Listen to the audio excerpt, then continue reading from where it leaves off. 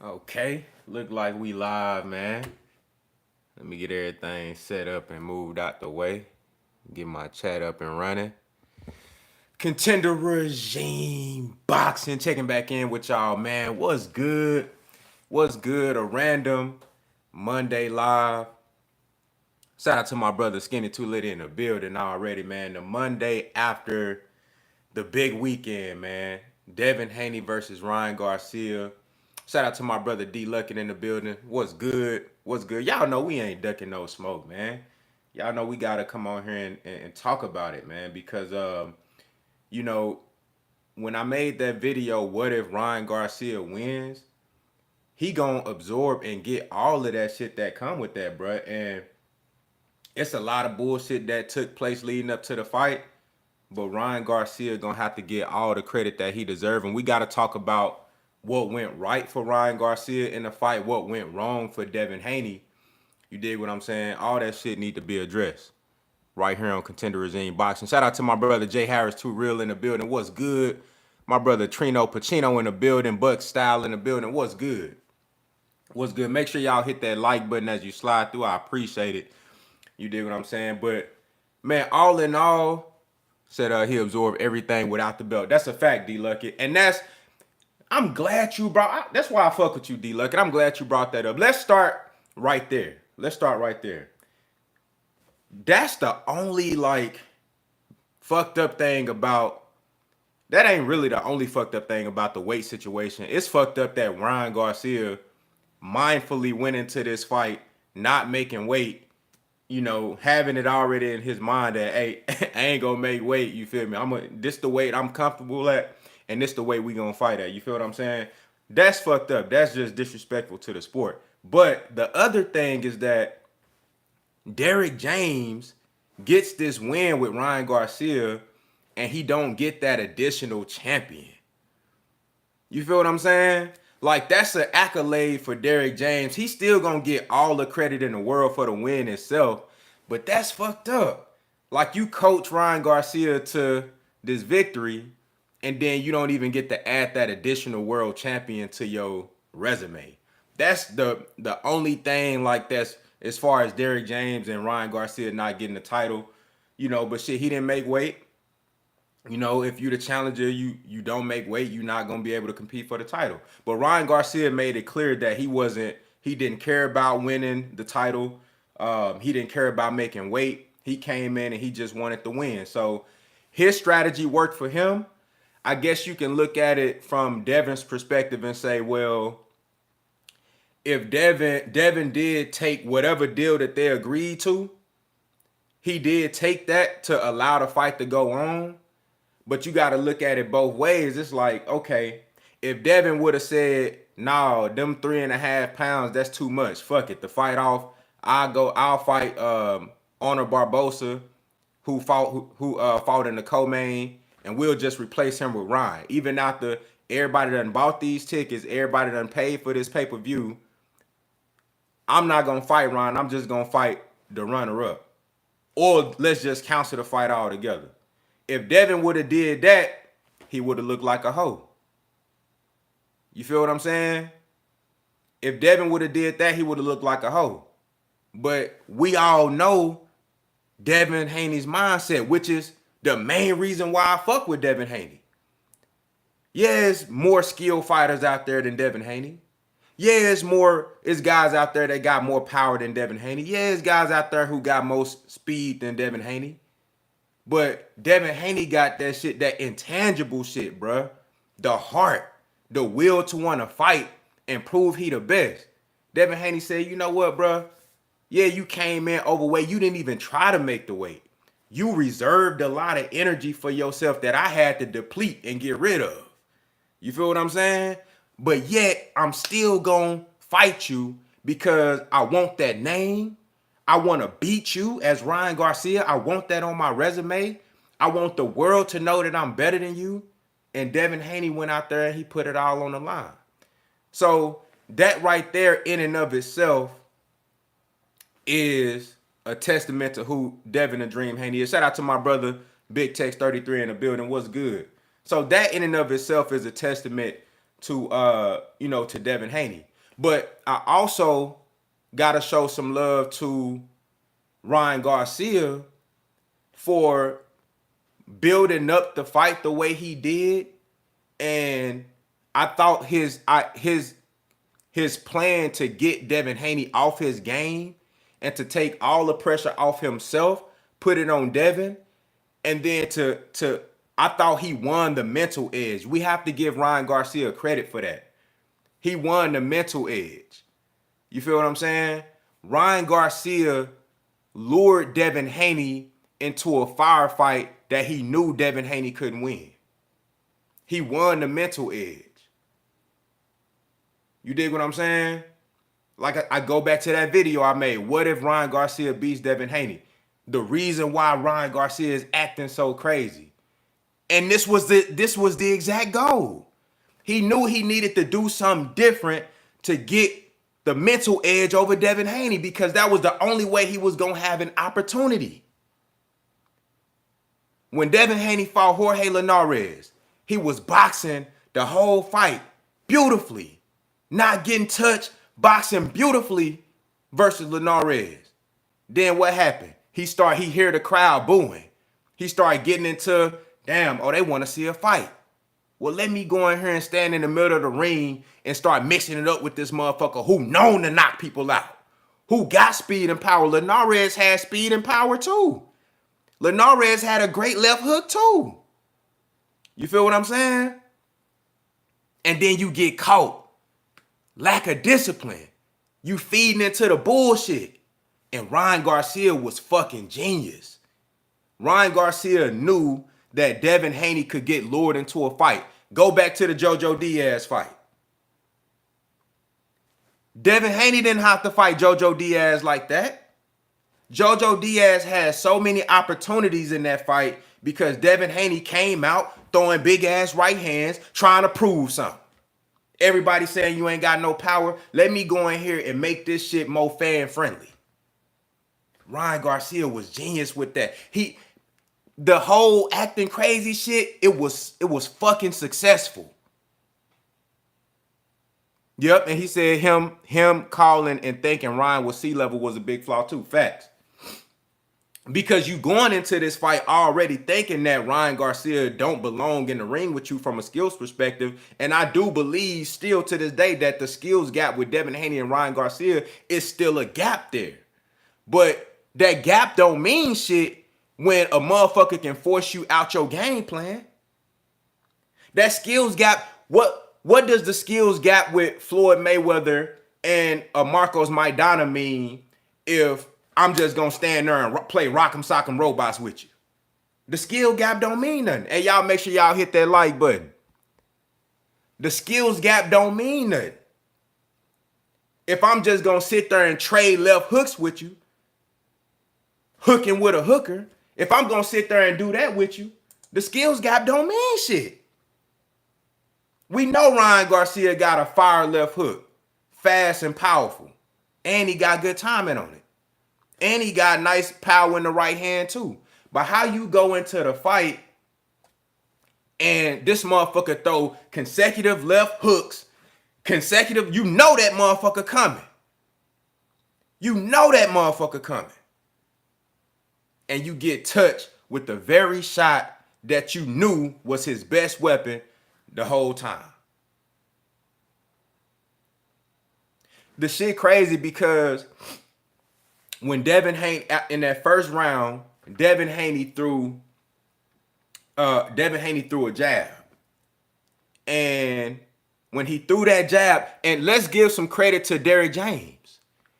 This is something that I know Derrick James and Ryan Garcia worked on. They knew that when Devin Haney throws that jab, that right hand is not always being held by the ear. He not always holding the phone.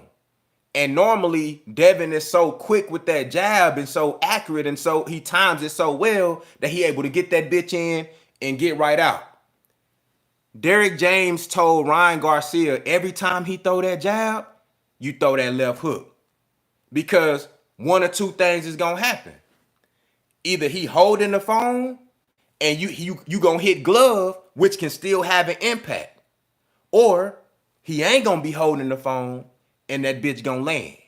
Every time he threw the jab, that left hand coming around. Ryan Garcia, all he doing is, fuck it, I'm spamming left hooks. I'm spamming left hooks.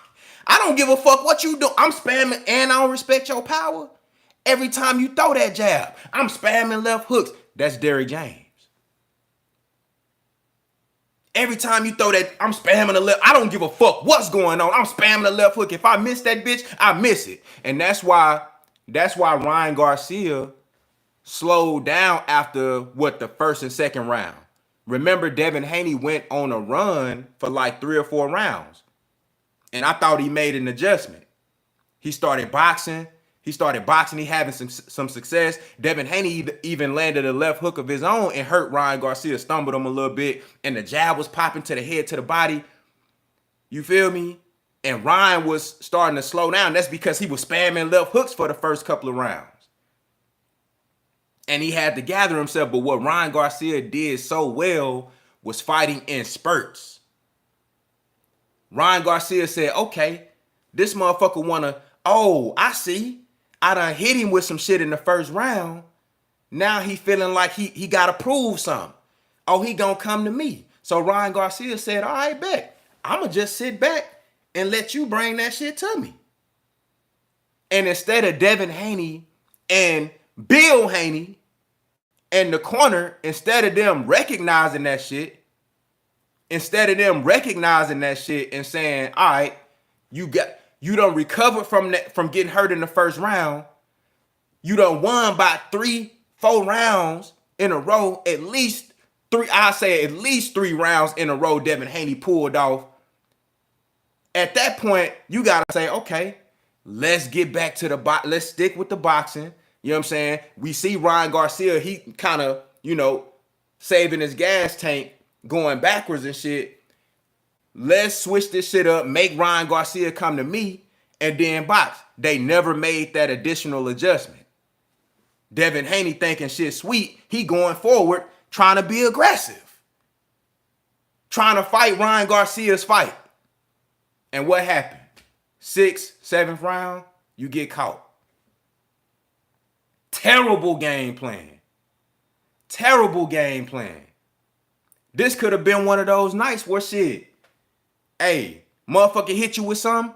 Let me go ahead and get up out of here with the dub. This shit ain't go how I thought it was gonna go. I thought I was gonna be able to, land some shit on him, hurt him. This shit ain't going how I thought it was gonna go. Let me go ahead and stay with my jab and keep moving. Let me use this whole ring. Terrible game plan.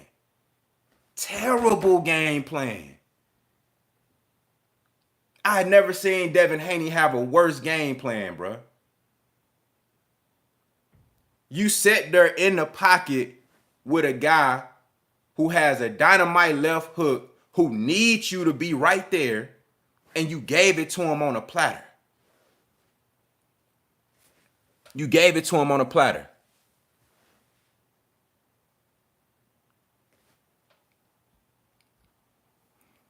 You know what I'm saying? And shout out to the brother D Lucky, said, I feel Bill put too much pressure on his son with all the extra talking. But that come with it, bro. Motherfuckers gonna talk they shit. You gotta be built for the pressure. So I'm not gonna put no stock into that, because that same thing, we can say that that's pressure for Dev, but that same thing could be what amp him up. You feel me? That same thing can be what's uplifting Devin. That same thing can be what's driving him to be the fighter that he is right now. But you still gotta, it's at the end of the day, it's about the X's and O's, bro. And they had a terrible game plan. And Ryan Garcia, everything that he did leading up to this fight was fucking genius. That beer that he had at the weigh-in, that wasn't no fucking beer. That man drinking water, bro. Genius. Fucking genius, bro. Getting Devin Haney off his game because he knew that was the only thing that was gonna get him an opportunity to beat Devin. If Devin Haney go out there and he box and he move and you make Ryan Garcia have to pick up his flat feet and come forward aggressively, it's easier to see those left hooks coming. It's easier to see those left hooks when you got a motherfucker that's chasing you down. It's easier to see those.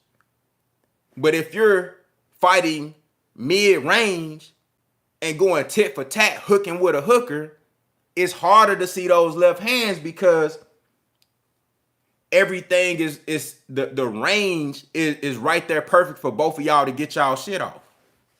And he got speed too. I just thought the game plan was bad, bro. It was bad. Shout out to everybody pulling up, man. Shout out to the brother King Hines in the building. What's good? Shout out to my brother No Excuses His Levels. Boxing said, got to be able to make adjustments on the fly with or without your coach. That's a fact. That's a fact. That's a fact. That's why I say Team Haney. So this goes to both Devin and Bill. You know what I'm saying? You gotta be able to make the adjustments. And on top of that, you can't let your pride override your intellect, dog. That's another thing, bro. You can't let your pride override your intellect. We saw this with the Tim Bradley versus Ruslan Provodnikov. You know what I'm saying? It's the same type of deal.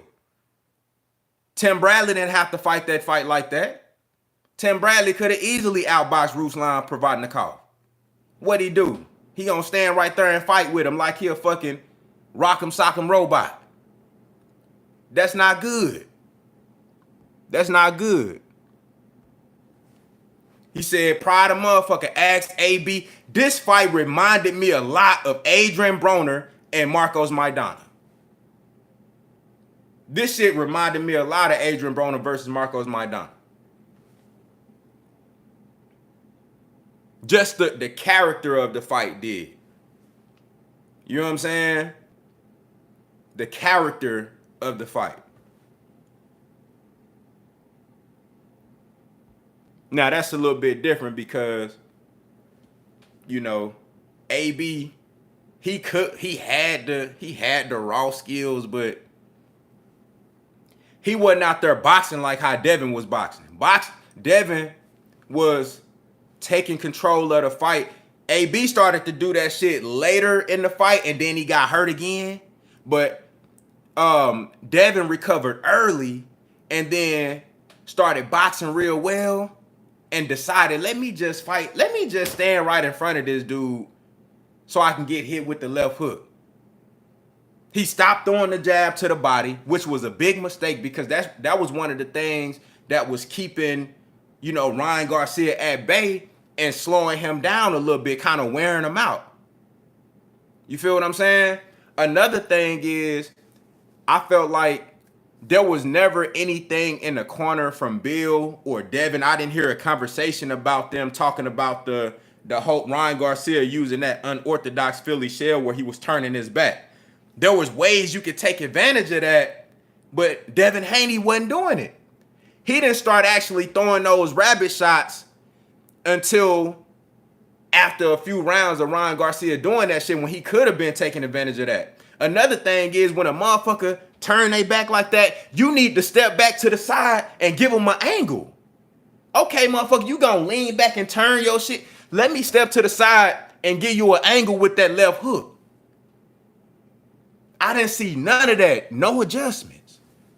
This was one of the worst examples of somebody getting out-coached and out-game planned that I've seen in a long time. Team Haney got out-coached, out-game planned. It was bad, bro. It was bad. It was bad. It was bad. And that was the worst time when you in there with a fighter like Ryan Garcia, with speed and with power, somebody who is dangerous no matter the skill gap, somebody who gonna be as dangerous as long as the fight is going on. When you in there with somebody like that, the worst thing you can do is fight they fight. The worst thing you can do is fight the fight that they want you to fight. That's the worst thing you can do. That's the worst thing you can do. No adjustments made. Terrible game plan from the get-go. Even when he got hit with the first left hand, yeah, it's gonna be a certain level of distance that you're gonna have to establish to be able to get your shit off. So it ain't like, we didn't want to see, and this ain't no slight to Shakur Stevenson. You feel what I'm saying? But I'm pretty sure Devin them didn't want to just move back and play defense all night. I'm pretty sure they wanted to actually throw some offense. But it's a way that you do that, though. You feel what I'm saying? You got to be able to establish your distance, be able to get in and get out. I know they wanted to show some offense, but you can't just stand there mid-range and hook with a hooker. You can't do that. Especially if you know that's all he got. You're going to have to make that motherfucker do something different. You're going to have to make that motherfucker do something different. You feel me? You can still show some offense, but you don't got to give everything there on a silver platter. Like, it was a terrible game plan. It was a terrible game plan.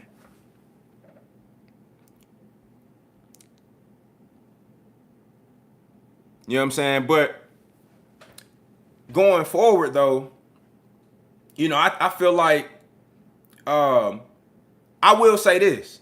I think Devin Haney will be able to bounce back and win some big fights, but I don't think he gonna be the same.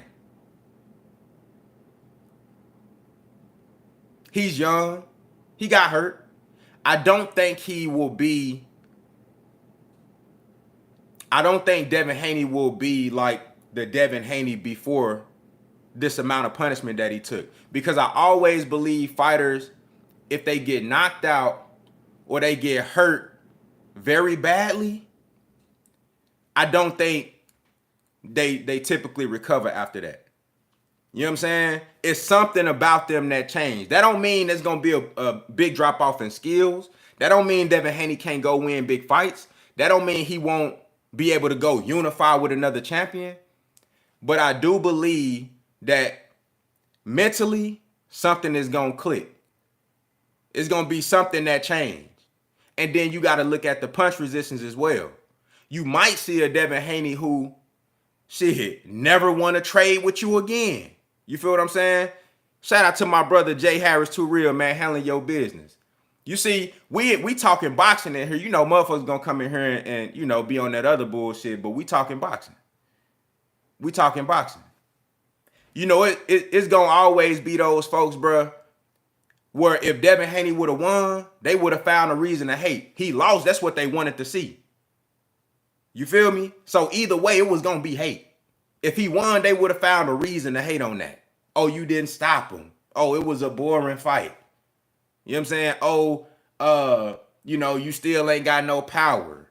But then you lose. That's what they wanted to see. It's going to be hate either way. But we talking boxing. But with Devin Haney, you might see a style. You might see, a super defensive, heavy on the back foot. You might see that. I don't think Devin Haney's gonna be the same. I don't think he's gonna be the same. Shout out to the brother Chris V, said Devin should have won this easily and had minor success, but couldn't stick to the game plan. Fact, I don't understand why he didn't prioritize the body work, and keeping it long. Now that's a fact. That's a fact. That's a fact. He didn't stick to the game plan, bro. I felt like he could have made this a way easier night. A way easier night. And to be honest, people want to see a rematch. I think Devin Haney can win a rematch if he go in there with a different game plan, box, don't get careless, don't get caught up in the bullshit. If it got to be a boring night, just let it be a boring night, but go get your dub. I think Devin can win that type of fight versus Ryan Garcia. But now that Ryan Garcia understands that he can hurt Devin Haney, that's going to make him a lot more aggressive and give Devin Haney a lot less respect, which is going to bring that fire early on. But it's going to come down to conditioning. It's going to come down to discipline for Devin Haney, sticking to a game plan. and keeping that shit going for 12 rounds, he can win a fight like that. Oh, and like D Lucky said, yeah, and both guys make weight. That's a fact. Because look, a lot, Devin Haney didn't make no excuses about the weight. He agreed to have the fight carry on. Me, as a Devin Haney fan who picked Devin Haney to win, I'm not going to make no excuses about the weight. But we can't sit up here and act like that shit didn't have no type of effect. We can't sit up here and act like it ain't a weight limit for a reason. Because if this the case, what if everybody say from now on, what if everybody just start saying, all right, we gonna agree to fight at 147, but secretly I'm coming in at 155. In the middle of the count, I'ma say, hey, fuck 47. I feel good at 51. Now you get to the fight, you don't know this motherfucker doing this. You don't know he really planning on coming in at 51. Y'all agreed to fight at 47. Now y'all get to the day before the fight. This motherfucker, he said, fuck it, I feel good at 151. What you gonna do? You gonna cancel the fight?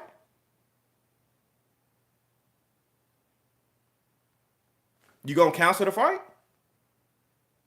All these people done paid their money. All these people done paid for tickets, flights, hotels. Motherfuckers done paid for the pay-per-view. You gonna cancel? What you gonna do? What if everybody else start doing that? What if fighters just start saying, hey, fuck it. I say we gonna fight at 135, but I'm really coming in at 138 and a half.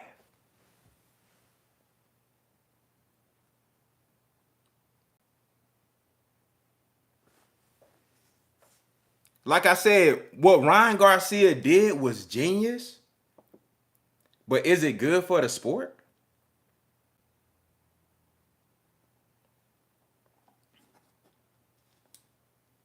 Is that good for the sport?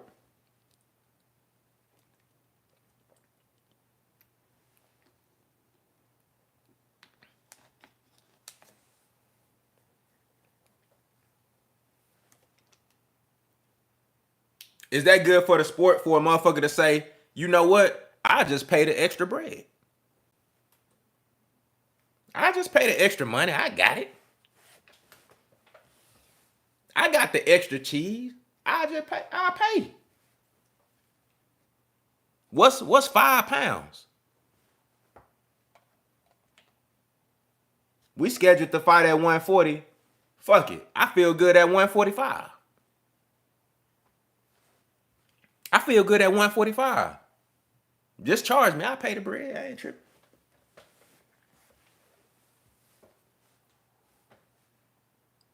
Is that good for the sport?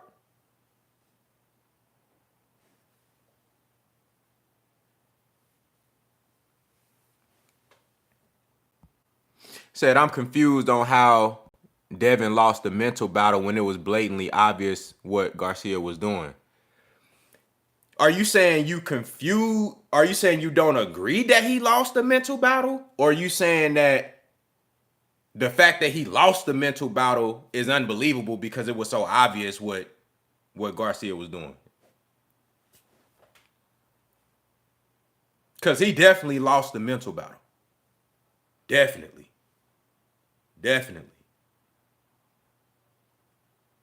And going into round 7, I had Devin Haney up. Who did y'all have up on the cards going into round 7? Who y'all had up? Going into the second half of the fight, round 7, who y'all had up? What was y'all scorecard?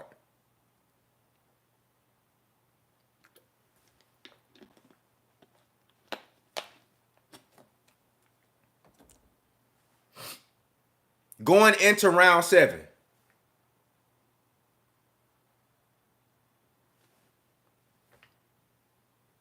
4-2, 5-1. And what Devin Haney started doing? Ryan Garcia started to offer himself towards the ropes. Devin Haney started to get super, super aggressive. And he stayed there. He stayed there. This shit reminded me so much of the Linares fight where the motherfucker boxing so well and you giving him an opportunity that you don't have to give him. Why?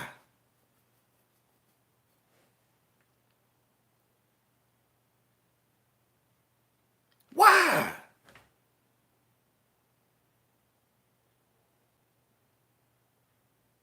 I was watching Shakur Stevenson last night on Cigar Talk. Shout out to Cigar Talk. Shout out to Shakur Stevenson.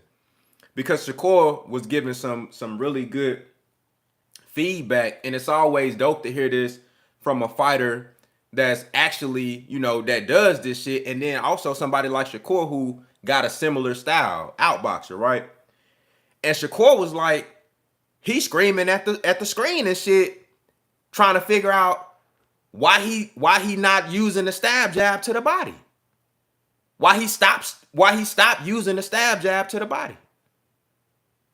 Because that was really helping him break Ryan Garcia down and keep Ryan at bay and keep him off balance a little bit. He stopped that shit and started standing right there with Ryan, trying to go dollar for dollar with headshots.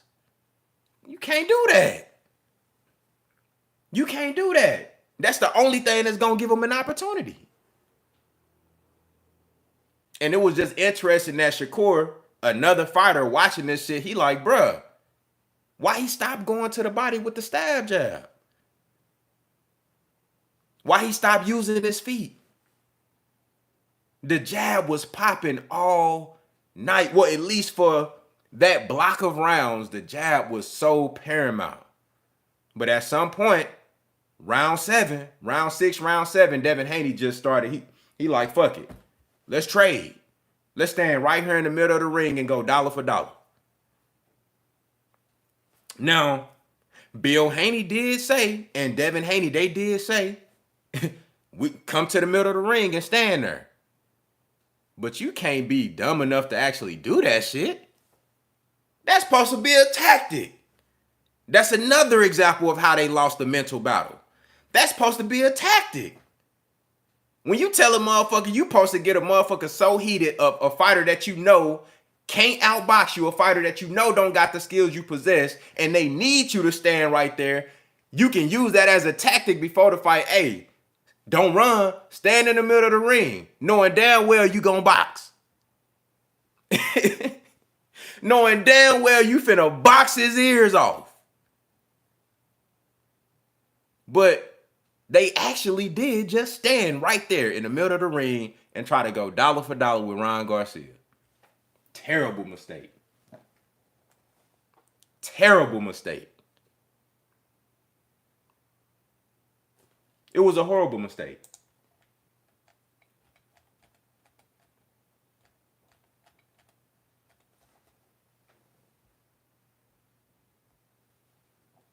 Horrible.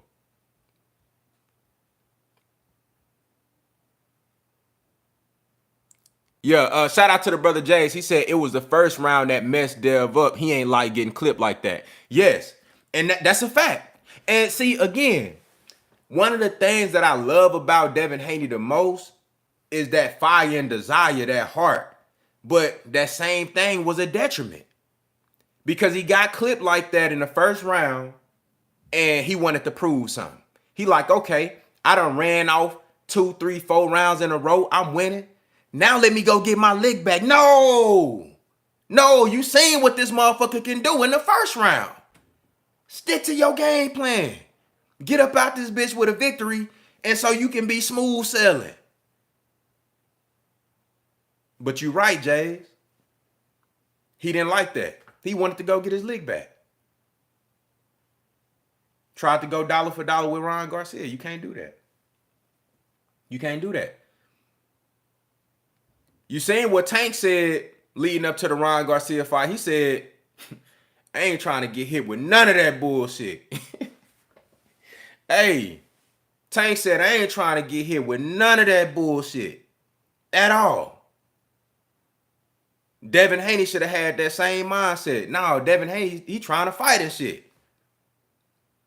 Instead of letting Ryan Garcia overcommit and then countering, he's sitting here trying to go dollar for dollar with him. That's crazy. That shit, wow. I didn't understand that shit. I didn't understand that shit at all. But said thank you. I was like, did Devin not facts? Facts. I'm like, because Ryan came out there against Tank and started spamming left hooks too. But Tank got low on his ass. He like, I'm not trying to get hit with none of that bullshit. I ain't trying to get touched with none of that. He was looking for that shit. Tank made sure that whatever he do, I'm not going to let him hit me with that left hand. Whatever he do, I don't care what else he do, I'm not going to let him hit me with that left hand. And when he do come in spamming that bitch, I'm going to make him miss and make him pay.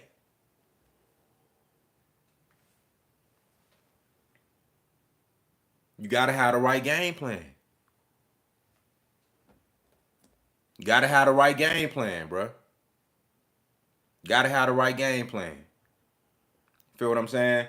But what do y'all think is, you see in the title, we talking about what's next for Ryan Garcia, because I think this opens up a lot of opportunities for Ryan Garcia. A few things Ryan Garcia showed.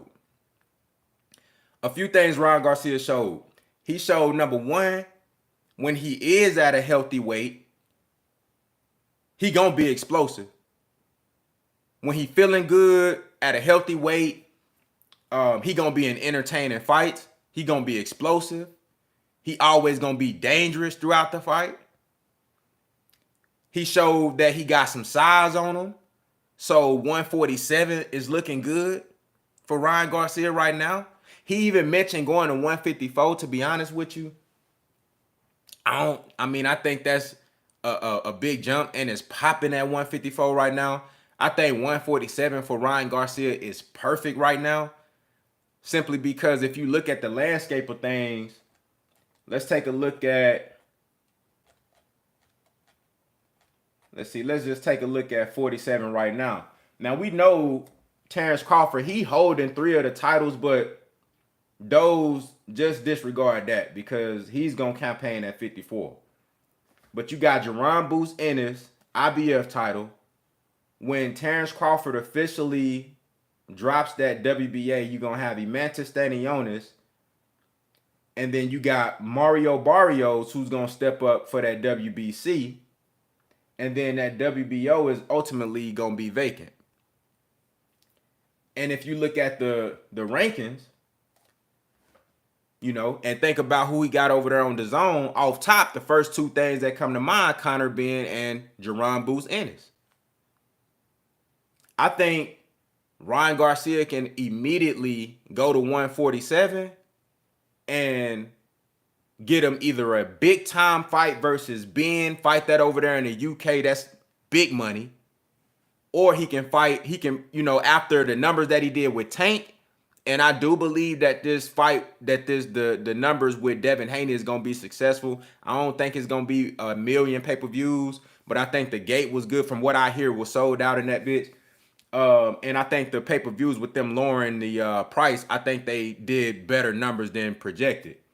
So he sold with Tank, and I think Dev gonna do good. So he can put Jerron Boots Ennis on pay-per-view. That shit gonna do numbers. After Ryan Garcia, the whole build up, because that shit added more notoriety and visibility to Ryan Garcia. And then you go out there and you win one of the biggest upsets in recent years. Oh, Ryan Garcia name ringing bells right now. You go put Boots on pay-per-view, massive. And Boots just signed with DAZN, massive. So that's 2 opportunities where he can go in and have 2 big fights for the bread. And they're going to be entertaining. He can go up there and fight Keith Thurman. That's another fight you can put on pay-per-view. If he wants to just go and get a belt, he can fight Mario Barrios, which I think at this point, Ryan Garcia is a pay-per-view fighter. So he going to be able to put Mario Barrios on pay-per-view and look good and do okay. Because Mario Barrios is a fan-friendly fighter. He going to get in there and he going to fight. That's a good-ass fight. That's a good fight. Just looking at the rankings for each sanctioning body at 147, Ryan Garcia got a lot of options. He got a lot of options. Said Ryan is the best fight to put Boots on the map for bigger fights. I totally agree. I totally agree. That would be like a dream for Jerron Boots Ennis right now. For a guy who has been dealing with legal issues, as far as with his promoters, his handlers, and then you've been on the shelf for a little bit, right? Now you just newly signed with Matchroom and DAZN and, you know, co-promoting with them. This would be, like, that would be a dream for Jerron Boots Ennis. I saw Jerron Boots Ennis on his Instagram. He posted, he said, Ryan Garcia is food. Great fight. A fun fight to watch. A fun fight to watch. I think, you know, Ennis is a different level of beast than a Devin Haney. Not just, you know, the size is the most obvious thing, but we see Jerron Boots Ennis on film, and I don't even have to tell y'all what that man can do, right? So that's a different level of beast all in all. But that fight would make Jerron Ennis a star. If Jerron Ennis can somehow, if Ryan Garcia is serious about going up to 147 and fighting Ennis, and a good thing about that is we know Ennis is the naturally bigger guy, but they got the IBF rehydration clause. So I think that's good for Ryan Garcia. You know what I'm saying? That next day 10-pound rehydration clause. So that way they be somewhat on an even playing field as far as weight. So I don't think the size, you know, it's still going to be a size difference on fight night. Boots is a big guy. But I think weight-wise, they're going to be pretty even. If Ryan does take that fight, that's going to make that fight going to make Jerron Ennis a star. That's going to make him a star. And it gives Ryan Garcia an opportunity to go out there shit and shock the world again. Big Tech said Oscar will never make that fight. You know what? At this point, bro, I feel like with Ryan Garcia taking that L, even before that, it seemed I don't really know what the relationship like with Oscar and with Ryan, but they started warming up to the idea of just throwing Ryan out there. They put him out there with Tank. I don't know if that was because they was kind of falling off from each other. You know what I'm saying? Kind of falling out. But you see they still working with each other. So, boom. They put him in there with Devin. Shout out to the brother Mike Brown, XCV in the building. What's good? Put him in there with Devin. I think they'll put him in there with somebody like Boots. At this point, I think they just trying to get their bread. And with what Ryan Garcia showed, shit, he showed that he dangerous. Let's not make no mistake about it. Ryan Garcia just beat a top 10 pound-for-pound fighter. I don't think they worried about putting him in there with nobody, to be honest with you. And the way Ryan Garcia acting right now and the way he feeling, I think he feel like he can whoop anybody. That's just the attitude Ryan Garcia got right now. I got to give him credit if he continues to keep this energy going as far as him like saying, fuck it, I'll fight anybody. I got to give him credit for that if that's how he going to move. He said he called Crawford a bitch, let him get in there with Bud. I don't think Bud will I don't think Bud will fight at 47, but he did mention that he'll go to 54. If they talking, hey, if the numbers right though, Bud might say, hey, I come down to 47, but I don't think he's gonna do it. I think that'll be a bad look for Crawford to come down and fight Ryan at 47, but not Boots. I think if Ryan do get an opportunity to, if he's serious about fighting Bud, he gonna have to go to 54. Yeah, because he did say he'll fight Fundora at 54. So shit, if you will fight Fundora up there, then you need to be willing to fight Bud. If you wanted to fight Earl Spence, it got to be at 54. You dig what I'm saying? Shout out to the brother Mike Rhyme in the building. What's good? Said I think Ryan has the power to hurt Boots. I think so too. I think if Ryan Garcia at 147, if he land on anybody, he can hurt him. I think Boots is going to be a lot smarter and disciplined game plan wise than Devin Haney and Bill Haney was. So if there was a situation where Boots needed to box instead of just being right there in the pocket, I think he would do that. But with Boots having, I think he gonna box off rip just because of the reach advantage. He got 74-inch reach, and Ryan only got 70-inch reach.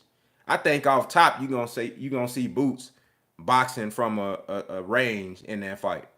So I don't think he would really have the same issues that Devin had as far as standing right in the pocket.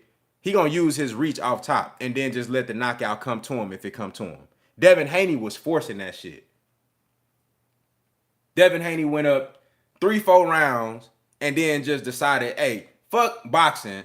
I'm finna stand right here and try to knock this motherfucker out. Why? I don't think Boots would do that. Shout out to the brother Money Brown TV in the building. What's good? Appreciate you for pulling up. You know what I'm saying? I got to give my boy Money Brown TV credit, man, because you always said that you fuck with Ryan Garcia and you thought he was like that. Well, shit, he showed it. He showed it. Got to give that man respect.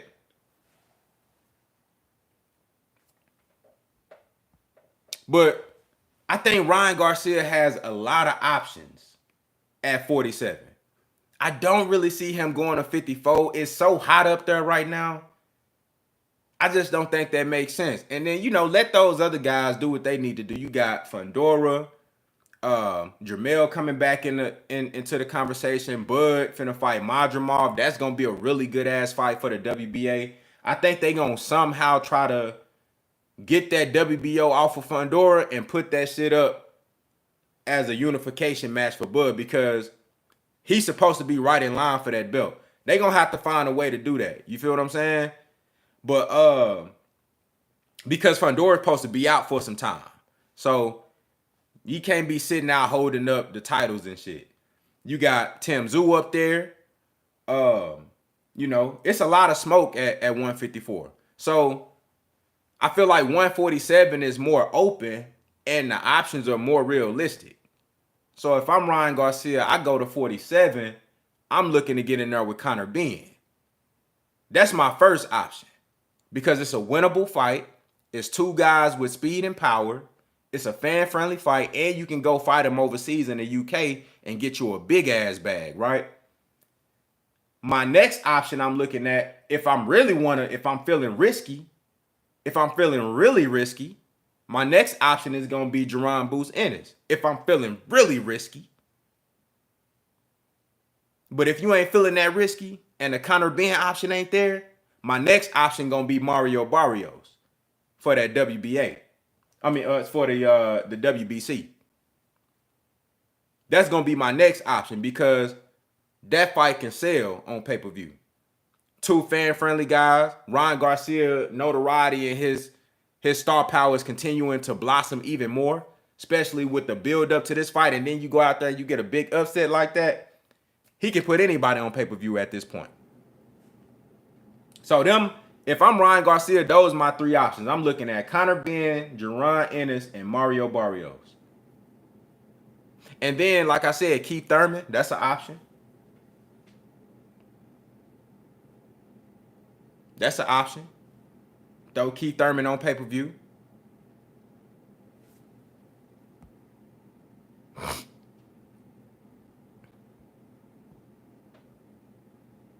You know what I'm saying? Said what happened to the super chats? It should be there. I don't know what's going on, bro. Let me see here. It should be there.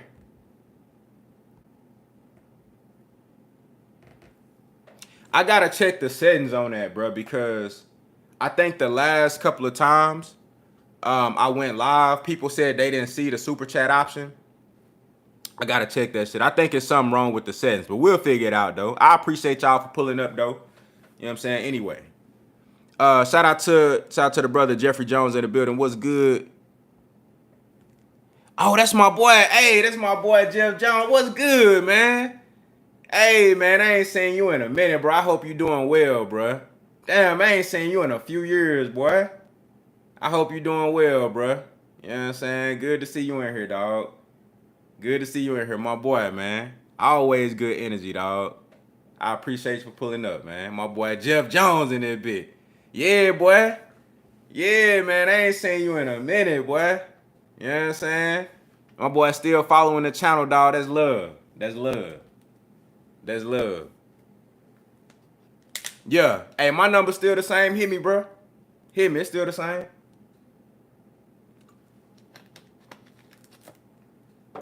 But, yeah, bro. Ryan Garcia shocked the world.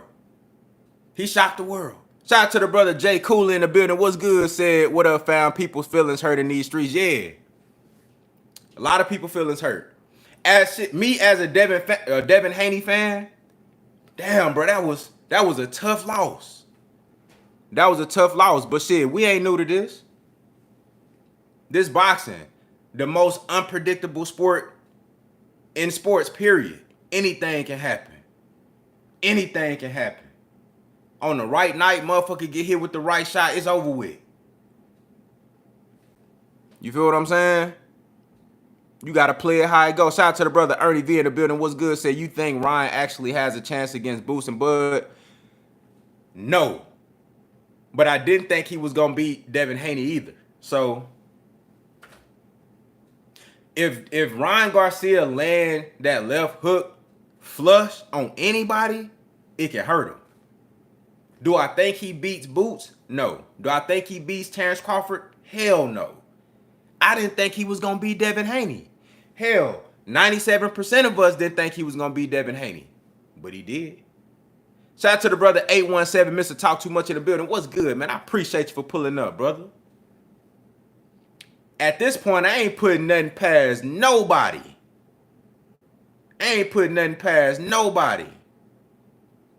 Yeah, sometimes a motherfucker just a problem for you. That's a fact. That's a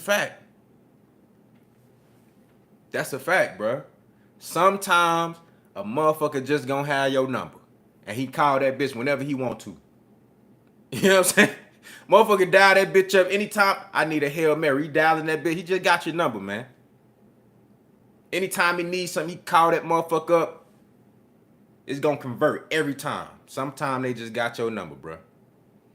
But I do believe that Ryan Garcia can go up to 147 and have success. I believe that. So I just can't believe Dev looked so oh my God, he was so unprepared for the left hook. Oh, he was so unprepared for the left hook. Like that's the most baffling thing. If anything, I don't like if Devin would have got dropped with the right hand off top, like if he would have got knocked out with the right hand, I would have been okay. I would have been more okay with Devin getting knocked out with one right hand and fight over, as opposed to getting hit time after time after time after time with the left hook, the one punch that you knew you had to be prepared for.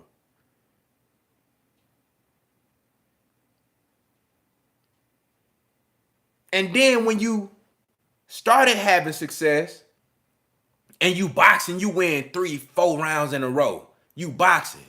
And you decide, just like in the Linares fight, I'ma just sit here and go dollar for dollar with him. It ain't enough for me to make this an easy night. I said I was gonna stand in the middle of the ring.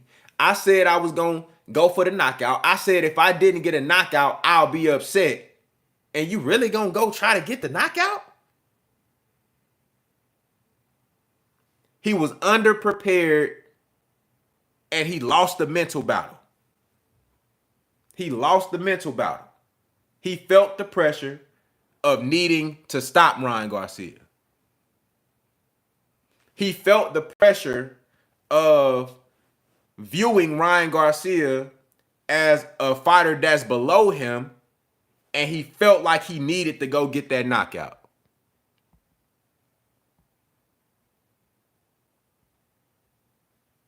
Shout out to the brother Money Brown TV. He said these boxing streets be crazy, but in this sport, you don't have to be the better fighter. You just have to be the better man that night. That's a fact. That's a fact.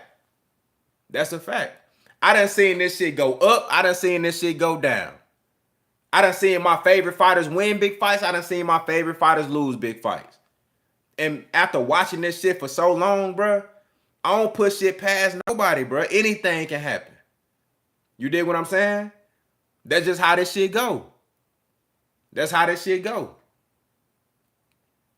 You know what I'm saying?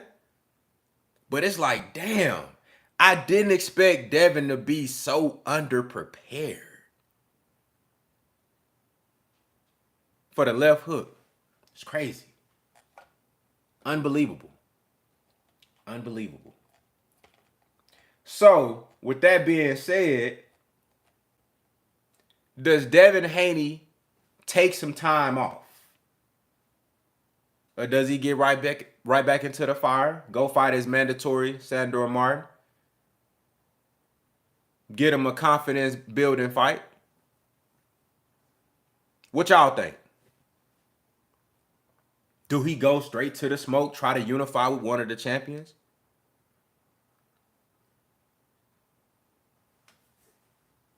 Said Virgil Ortiz is going to KO Delorme in the first 2 rounds this weekend. Oh, that's a fact. That's a fact. That fight, Virgil Ortiz and Thomas Delorme, that shit not going 4 rounds. That shit over with.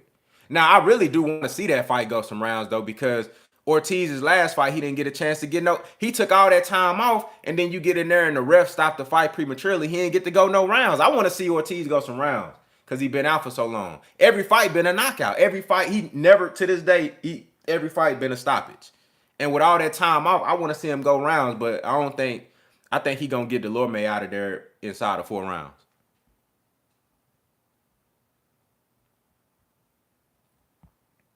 Everybody saying get back in there, fight Sandor. I agree.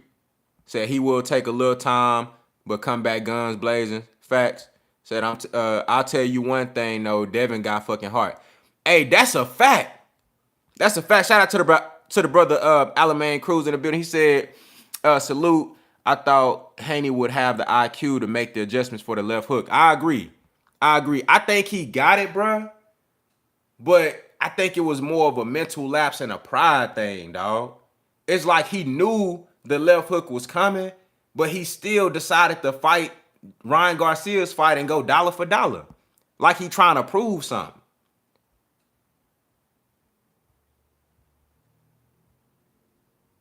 And shout out to Derrick James too, man. Derrick James, I believe that's something that they worked on, dog. They worked on every time Devin Haney throw his jab, just spam the left hook because it's going to be there. It's going to be there. Just spam the left hook. It's going to be there. If he going to fight us in the middle of the ring and go dollar for dollar with us, it's going to be there. Just spam it.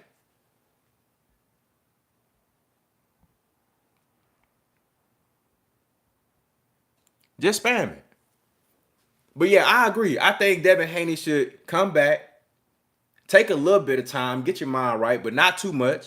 Come back, fight Sandor Martin, get your feet back up under you, and, you know, get your confidence back, and get you a dub. You know what I'm saying? I think that's going to be the first step. I don't think the answer is inactivity. I think he should come back, you know, sharpen up on his shit, and go back out there and get back in the win column. You know what I'm saying? Get back in the win column.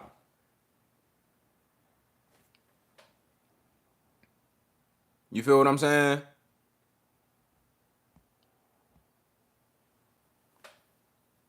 Get back in the win column, bro. That's the best you're gonna be able to do. And then from there, just see how the development goes. You know, see how you feel after the Sandor Martin fight. Maybe start looking at one of the other champions for a unification. If you feel like, okay, I'm back in that mode now. All right, maybe you go after Teofimo Lopez. You know, you go after Matias. You feel what I'm saying? You got to. You got to. But hey, I wanted to talk about. That was what was on my mind. The brother just said Devin Haney got heart. That's another thing, bro. See, one thing that I dislike about, and I posted that post that Andre Berto posted where he talked about how when fighters lose now, it's so like, I mean, a loss always been devastating, right? But nowadays with social media being at the forefront of everything, and it's like, and Devin Haney actually talked about this on one of the interviews. I think it was the interview with YG. With YG, he was talking about how comparing losing in boxing to losing in other sports. Like if you lose a football game, right, or you lose a basketball game, motherfuckers gonna say, okay, you lost, right? But it's different when you fighting and you get knocked out in front of millions, or you get punched on and punished in front of millions, and then you got social media at the forefront. What that does, bro, with a lot of people having a lack of respect for the sport, it makes the fighters, especially these young guys coming up, it makes them reluctant to take risks. It makes them reluctant to take chances. You feel what I'm saying? That's why we seen an epidemic of guys, especially after AB lost, because AB was one of those guys that was willing to take those risks. AB was one of those guys that was willing to take chances. Now, a lot of that had to do with him being naive and arrogant as fuck, jumping up weight classes. You go fight Marcos Maidana, but that was AB showed that he had that heart. He showed that he had them type of nuts. You feel what I'm saying? So, but a guy like that gets punished. You don't get rewarded. You get punished. I remember back in the day, bro, like shit coming up, you be in the neighborhood, you see a motherfucker like, even if a motherfucker lose, if he get out there and he fighting with all he got, or let's say he getting jumped, it's 3-4 motherfuckers and it's just him, he get his ass with what they say. Bro, you got heart. Just the fact that you got out there. Because a lot of these motherfuckers, hey, they not even gonna get out there. But in this age now, the social media shit, everything is a joke. They gonna turn you into a meme. You get knocked down, you get knocked out. You seen how they did Earl Spence. You seen how they did Deontay Wilder. You seen how they did Erickson Lubin. When Erickson Lubin fought Sebastian Fundora, Erickson Lubin could have boxed Fundora. He could have boxed Fundora. But what he do? He stand right there in the fire with him, get his face all busted up, and now they turn Erickson Lubin into a meme. When the whole time, he just gave you a fight of the year.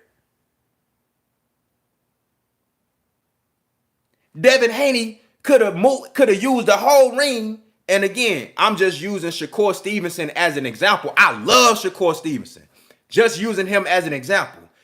If Shakur Stevenson could have Devin Haney could have took the approach that Shakur did versus De Los Santos and just gave you a boring ass fight. Fuck that left hook. I'm moving. I'm staying out the way. I don't give a fuck if I don't land nothing, you don't land nothing. I know one thing, you ain't hitting me with that damn left hook. Devin Haney could have did that. But what he do? He said, fuck that. All these people paid their good money. Nah, I'm finna fight. But that type of fight, they don't get rewarded.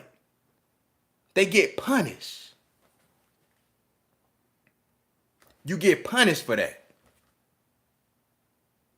And that's why we had that epidemic, especially after Adrian Broner, of guys saying, nope, I'm not fighting him. Nope, I'm not fighting him. Nope, I'm not fighting him. Nope, I'm not fighting him. I'm not taking that risk. I'm not losing this O. I'm not putting myself in harm's way. You're going to have to wait 5, 6, 7 years to get that fight. You're going to have to let me run my bands up first before I get out there and put it on the line like that.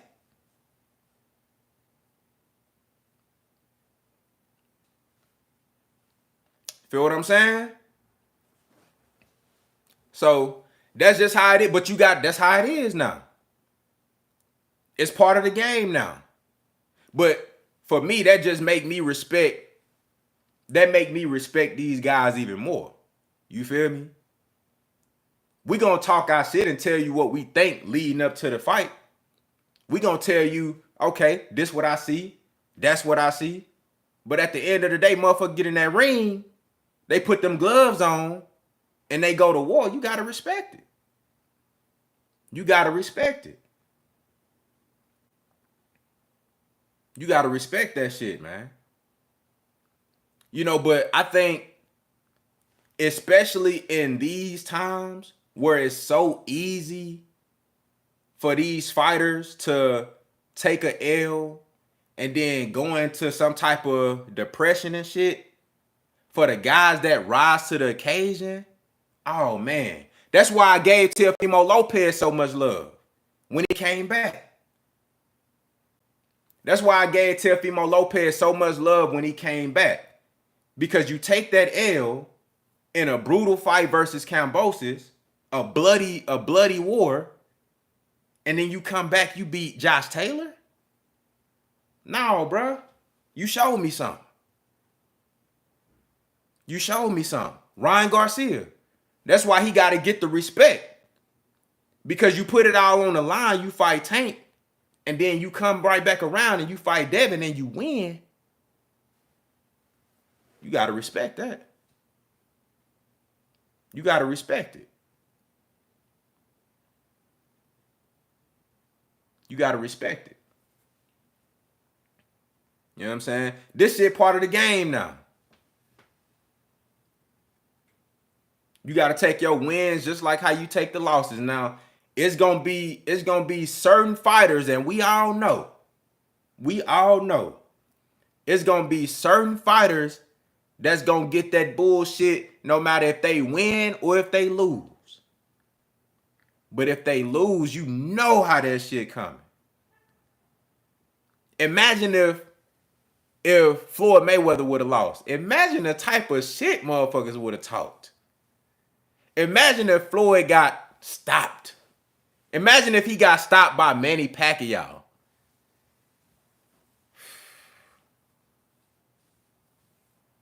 Come on now. But people, hey, you got to think about shit like that. You got to think about shit like that. You will never die that shit down, ever.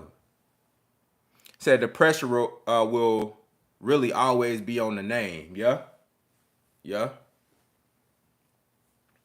In most cases, that's a fact. In most cases. And then you'll have sometimes where the guy that's not the name will put unnecessary pressure on themselves.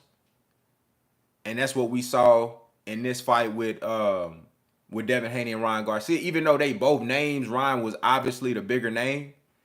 But I felt like Devin Haney went in there trying to prove something that he didn't have to prove.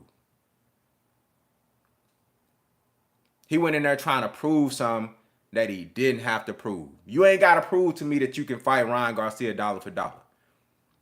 Yeah, if you get a TKO, that shit just going to have to come from boxing. You know what I'm saying? That shit just going to have to come from boxing. That shit just going to have to come from boxing. You don't go in that bitch trying to go for the knockout. That's how you get knocked out.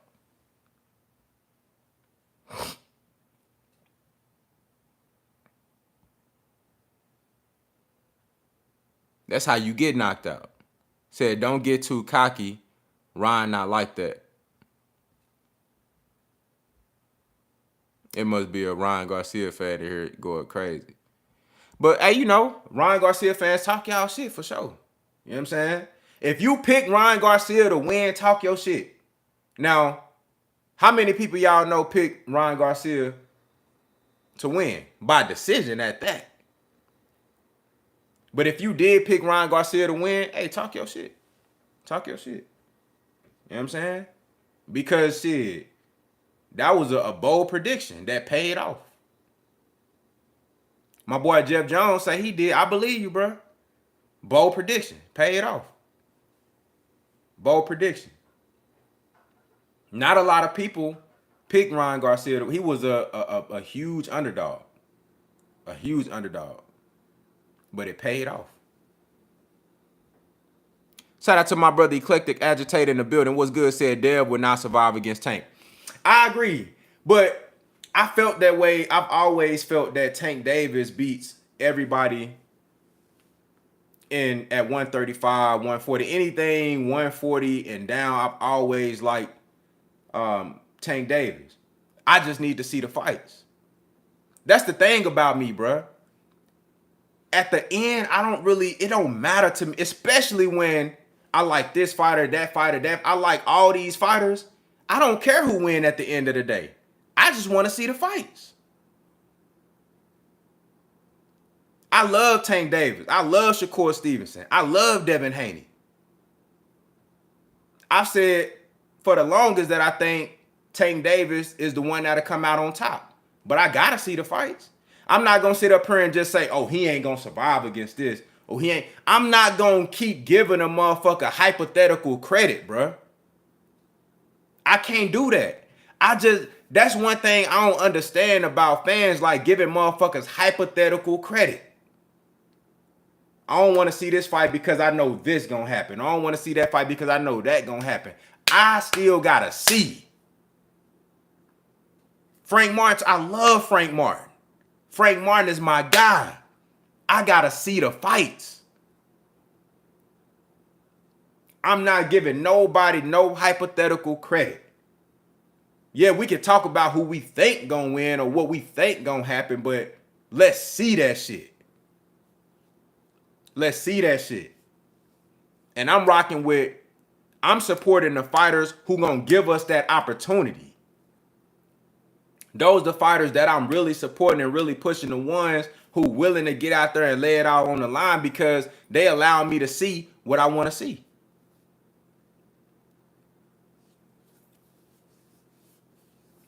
Feel what I'm saying? They allow me to see what I want to see.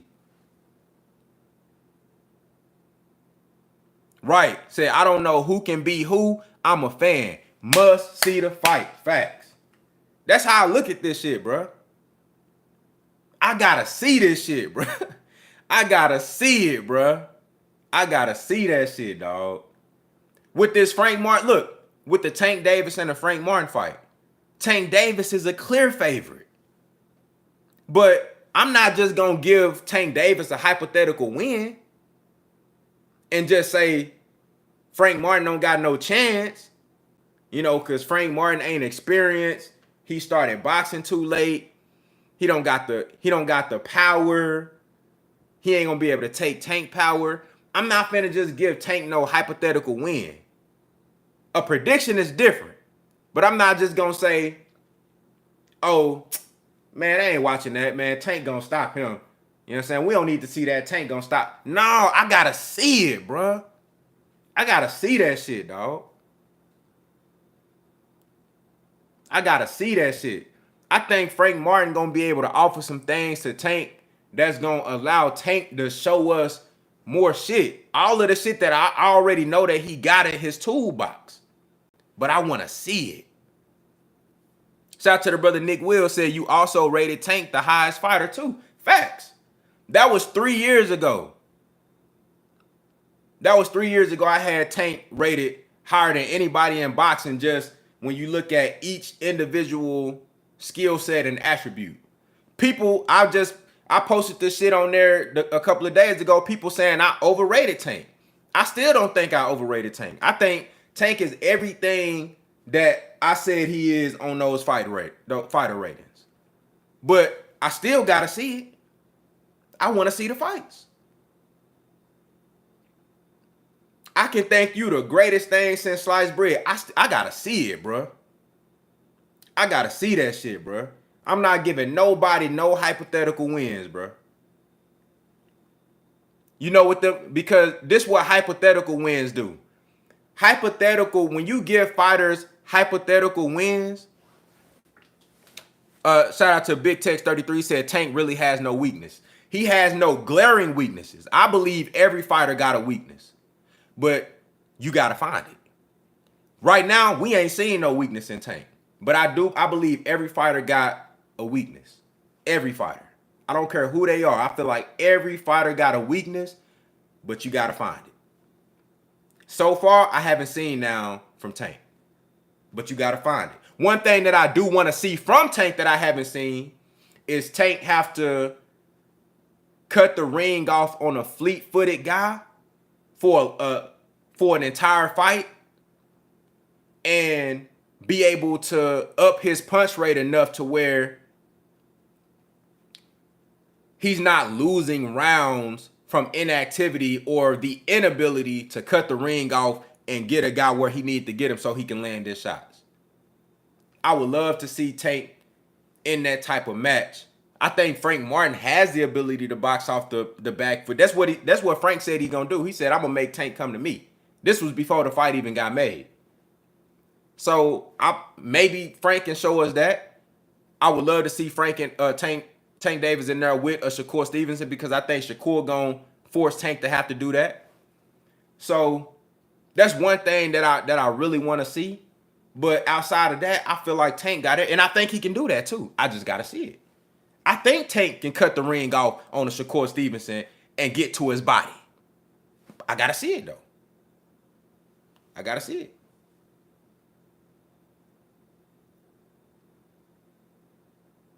You know what I'm saying? I seen Tank box off the back foot with one hand versus Isak Pitbull Cruz and win the fight with one hand, boxing and giving angles, showing great defense and using the jab.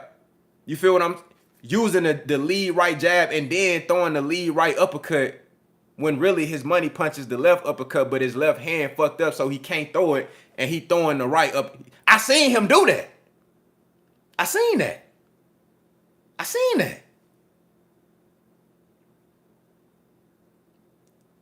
I want to see if Tank get in there with a Shakur Stevenson and Shakur doing all that moving that he was doing against De Los Santos.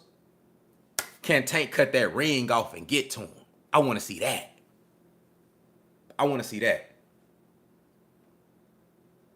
You know. But that's why you have the fights, bro. That's why you have the fights. That's why the fights gotta happen. That's why the bell gotta ring.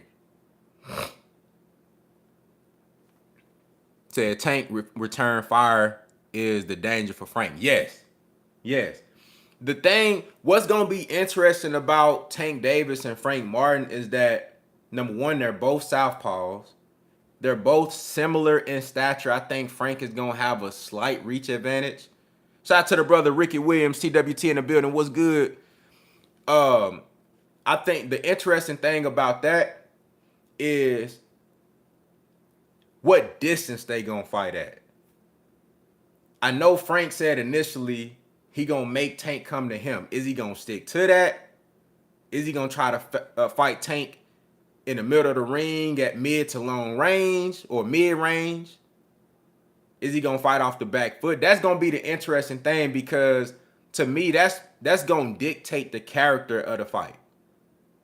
How Frank Martin chooses to approach Tank Davis. Because I think Tank Davis is gonna look at it like this. I think Tank Davis is gonna be water. Feel what I'm saying? I think Tank Davis is gonna try to adjust and just form whatever Frank is giving him. I think Tank is going to adjust to that.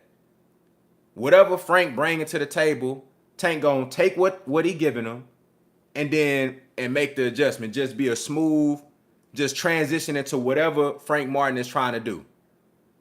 So the interesting thing for me is going to be, well, how does Frank Martin approach this fight? Is he going to try to counter and go dollar for dollar with Tank in the middle of the ring, which I think is a terrible mistake? Will he go fight off the back foot and make Tank chase him? That's what I really want to see. That's what I want to see. I want to see Frank Martin fight off the back foot and make Tank Davis come forward all night. That's what I want to see. Will Frank Martin try to be aggressive and press Tank? A terrible mistake. Don't do it. In my opinion, the only way Frank Martin can win this fight is if he is predominantly off the back foot. That's the only way I can see Frank Martin winning this fight. That's the only chance he got, is if he predominantly fights off the back foot and try to get rounds and take the fight as long as he can into possibly a decision. And, see what type of mistakes he can force Tank to make. That's the only way I can see him having some success in this fight.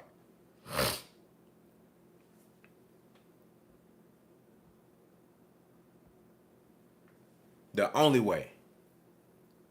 You know what I'm saying? But that fight is gonna be very interesting. I like that. I like the Vostok and David Benavidez fight on that card too. Yeah, now Tank's Ryan Garcia's win over Devin just gave Tank Davis's resume a super fucking boost. Made that win look like an A+ win. That's a fact. That's a fact. Tank Davis's resume just got a super boost. Now, this goes back to the hypothetical win shit. The resume definitely got a boost, but that don't mean I don't need to see these fights. Because the reason I don't, a lot of times these fans, bro, get into that type of talk and they use that as a reason why we shouldn't have these fights.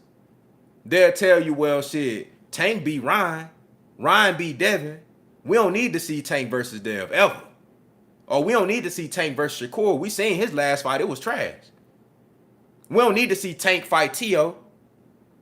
Tio already lost to Kambosos, who Dev beat.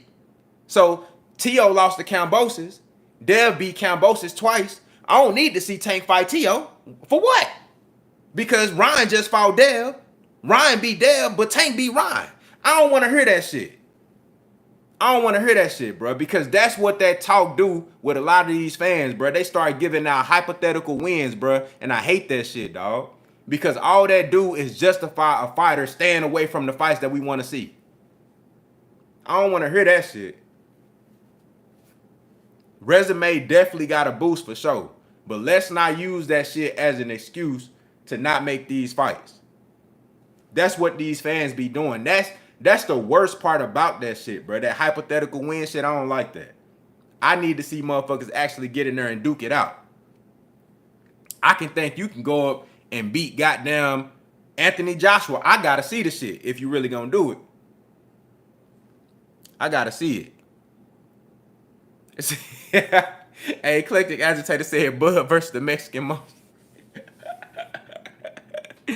Man, chill, bruh.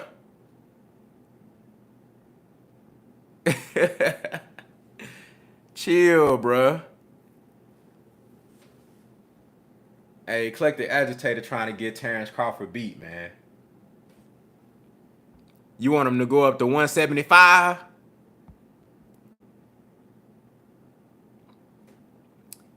Big Tech said Tank will give Frank the first 4 or 5 rounds. Frank just have to box and stay away from Tank after that. Hey, that's going to be very, I think Derrick James is going to have a heightened level of confidence now. And I think Frank Martin was seeing this upset from Ryan, being in the same camp, having that energy around you. I think that's really gonna invigorate Frank and Derrick James to start looking at the possibilities of them winning that fight. Now, does that give them a better chance? Probably not. But it could be an interesting dynamic. It could be something that plays a factor with, because I don't know if y'all noticed, but after Ryan won that fight, I noticed a little extra pep in Derrick James' step. I noticed when he was at the post-fight interview, at the post-fight press conference, I noticed a little extra energy. Derrick James was a little fired up. He was a little fired up. So I think they really gonna put the X's and O's together, man, and they might make it a good one. They might make it a good one, man. They might make it a good one.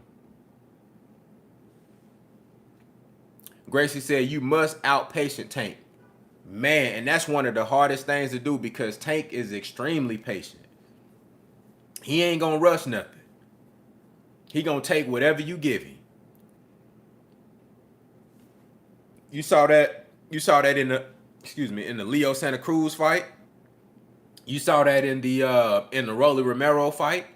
You saw it in the Ryan Garcia fight. Tank is very patient, and then he explodes. Very patient. So that's one thing that you saw it in the Hector Garcia fight as well. That's one thing Frank can't do. He can't go to sleep. He can't go to sleep. You know, he can't think shit is sweet just because you done won a couple of rounds. No, can't do that. Can't do that.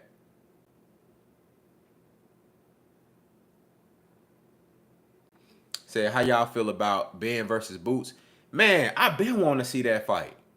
Ain't no excuse for that fight not to happen now. They both at 147. Both fighting on DAZN. Both got a relationship with Matchroom. Ain't no reason that fight shouldn't happen next. Or at least within the next couple of fights for Boots. I'm interested to see who they gonna throw him in there with first.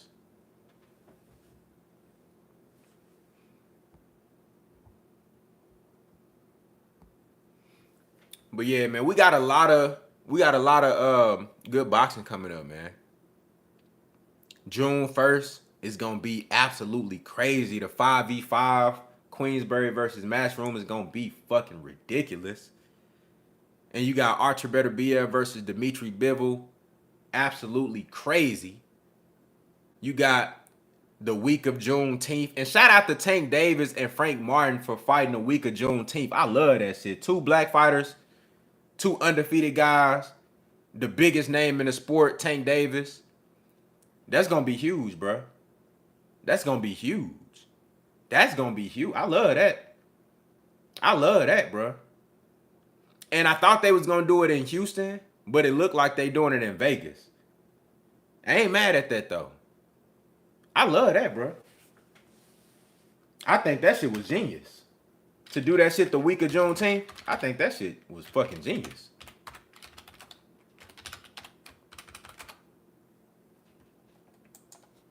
That shit was genius. Said, I hope Boots put an end to being. Yeah, if Boots get in there with Jerron Boots Ennis, I mean, if Boots get in there with Conor Ben, I think that fight, for as long as it lasts, is gonna be super explosive. But I think Boots will end up. I think he'll come out there using his jab and boxing early and wearing Conor Ben down, because Conor Ben had troubles with the last dude. The last dude ain't had nothing really but, you know, a nice little jab on him. And he was able to go the distance with just a jab. I think Boots gonna break him down with the jab and then slowly but surely get him up out of there. I don't think Boots go 12. I don't think Conor Ben can go 12 with Boots. Because if he now, Ben is gonna be dangerous because he got that explosiveness. So at any time he can land some shit on Boots and it could be crazy. But I think Boots gonna be disciplined in that fight, and I think he'll break Conor Ben down I think he'll end up stopping him late, like around round 7, around 8. I think he'll stop kind of being.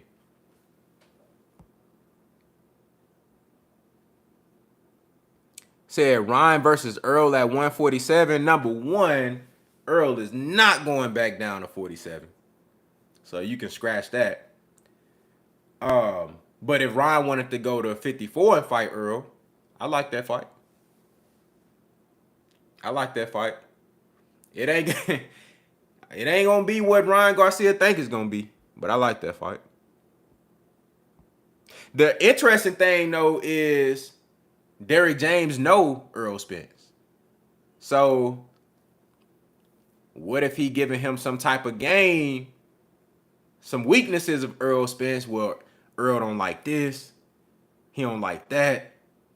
Every time when you throw this shot, he do this. Now all these things are evident on film, right?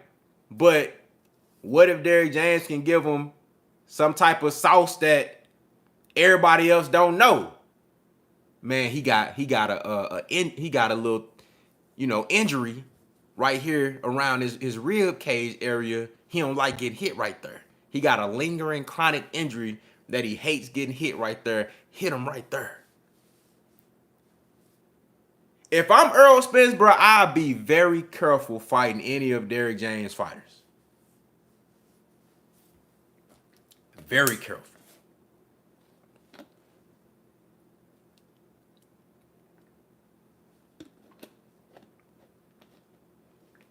Yeah, I said Ryan got the speed to baffle Earl plus James. Yeah, that's a good point.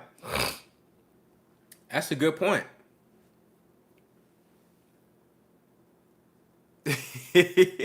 Said money on the books for that one. Hey, man, I ain't gonna lie. An Earl Spence versus Ryan Garcia fight at 154, that shit would be interesting as hell. Won't that be like one of the weirdest matchups? That'll be one of the weirdest matchups. That'll be like one of the most random and most unlikely matchups. But I think ultimately Earl Spence he'll punish Ryan Garcia. Because with Earl, you not like, people look at what Bud did to Earl and think that Ricky Williams say it'll sell. Hell yeah, that shit gonna do numbers. That shit gonna do big ass numbers. Do that bitch Cowboy Stadium? Oh yeah, they going crazy. Ryan Garcia, Earl Spence? What? And it's gonna be for a title? What? Well, I don't know if Earl gon', cause he supposed to be lined up to fight Fundora, but Fundora out for some time, so they could make that shit happen. Shit, next. They could make that shit happen next for no title, but it's still gonna be big as fuck. But yeah, I think Earl Spence would punish Ryan Garcia because people look at what Bud did. Man, Bud different, bruh. That man got so many different tools, bruh. And his timing in between shots.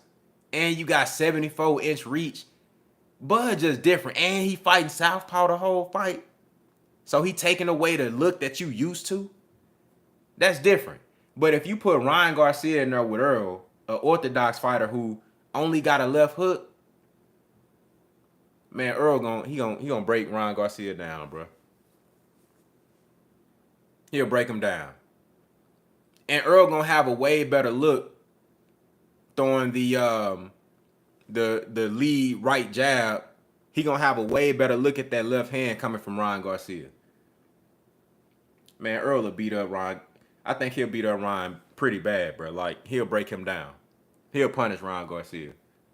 Because after a while, when Ryan see that left hook ain't landing, I mean, like, what he gonna do?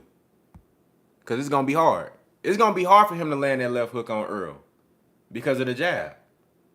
And it ain't like Ryan gonna have the jab that Terrence Crawford had to offset Earl. I think Ryan will get punished real bad in that fight. He'll get punished.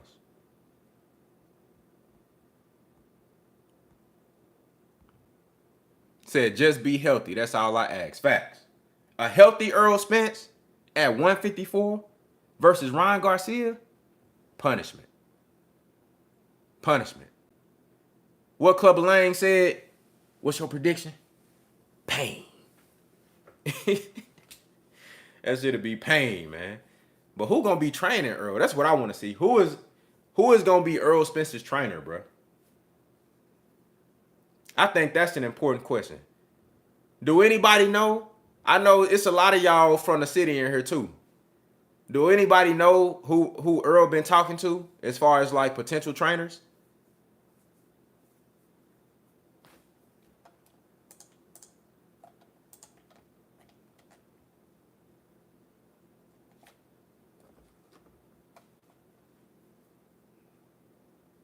Said I got a good idea, but I'm a hush. Okay.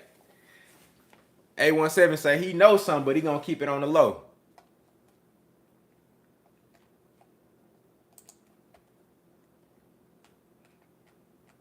Said Tarver said he would love to train him. Have we even? I don't like. Is Tarver actually training guys actively right now? That's what I was just saying. EJ chilling.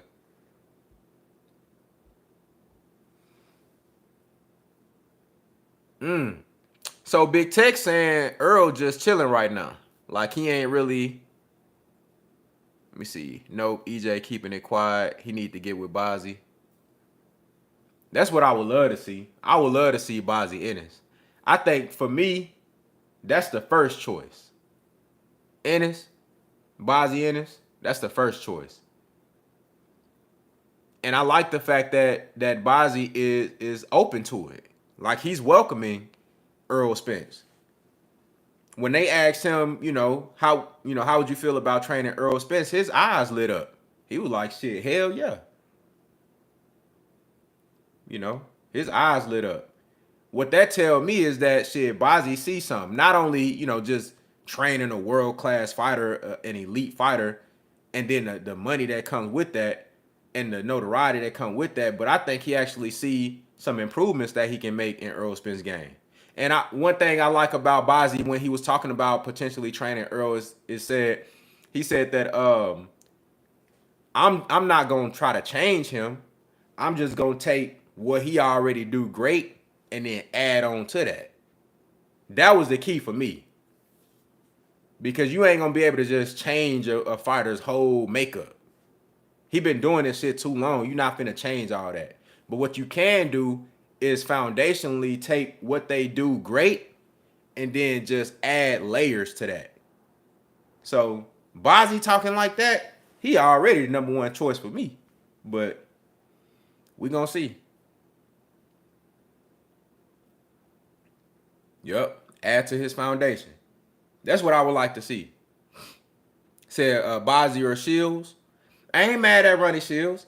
To be honest though, the reason I would choose Bozzy over Ronnie Shields, even though Ronnie Shields got what's my man over there? The 168 pounder.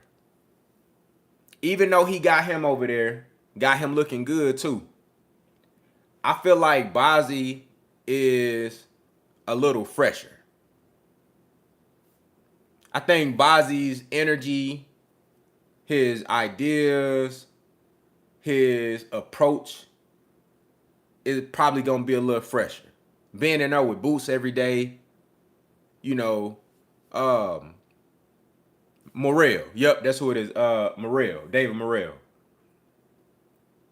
I think Bozzy might be a little bit more fresher, and he working with Andy Cruz too. I think I like that a little bit better, but Ronnie Shields not a bad choice though.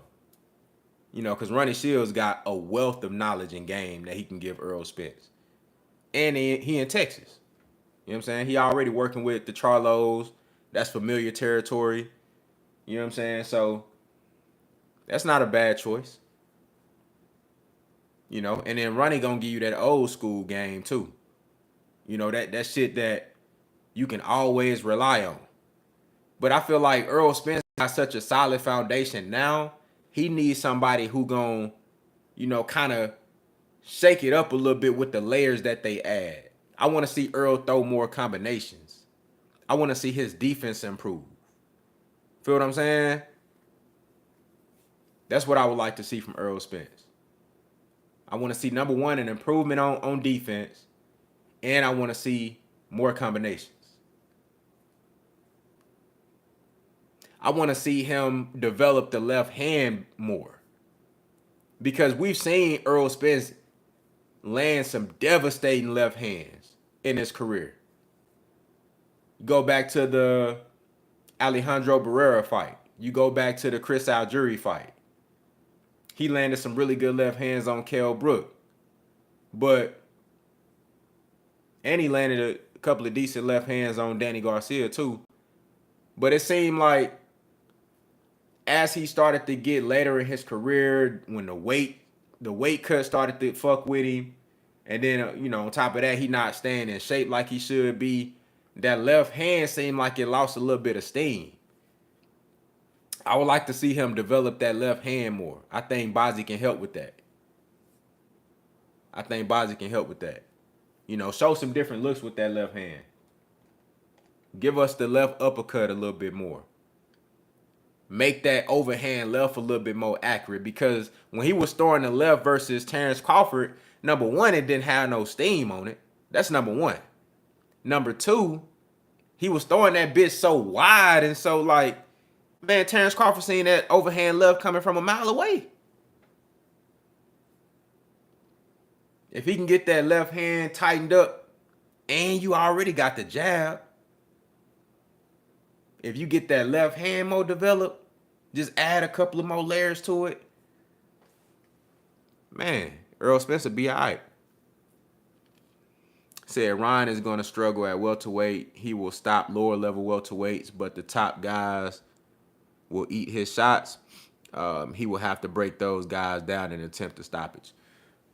I agree with that to a certain extent, because I think that if Ryan lands that left hand on anybody at welterweight flush, I think he can create an effect. But to your point, I think he'll have a more difficult time landing those shots on the upper echelon guys at welterweight, like Jerron Boots Ennis. Feel what I'm saying? Even a Keith Thurman, I think, would be able to, for the most part, stay out of the way of that left hand and be able to hit Ryan Garcia with some shit. But if he landed, it could be tough. If Ryan Garcia hit Keith Thurman to the body with that left hand, the same way he did with Luke Campbell, Keith Thurman going down.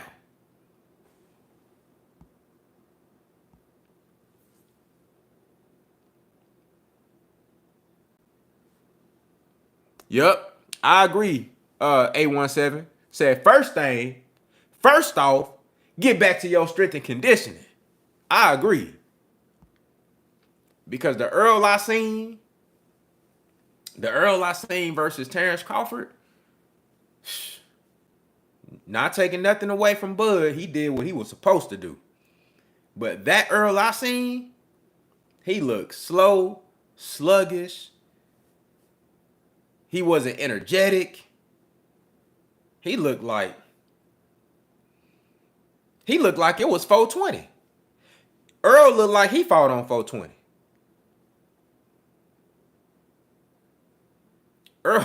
Earl looked like he fought on 420. Not Devin Haney. Earl fought on 420. That's what it looked like to me.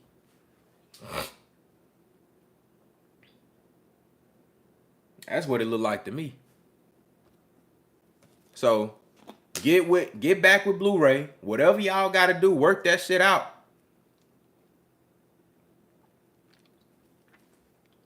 Get your strength and conditioning right. Because look, I'm going to tell you like this. If Earl do come back and he fights Sebastian Fundora and his strength and conditioning ain't right, he going to be in trouble. If his strength and conditioning right, he fuck around, stop Fundora. Punish Fundora. To the body going to be there all night. Earl Spence on the inside going to be a fucking menace. But he going to have the conditioning to keep that shit up. If Earl go into that Fundora fight, bruh, fully healthy and conditioned and feeling good as fuck at 154, he gonna stop Fundora. He'll stop.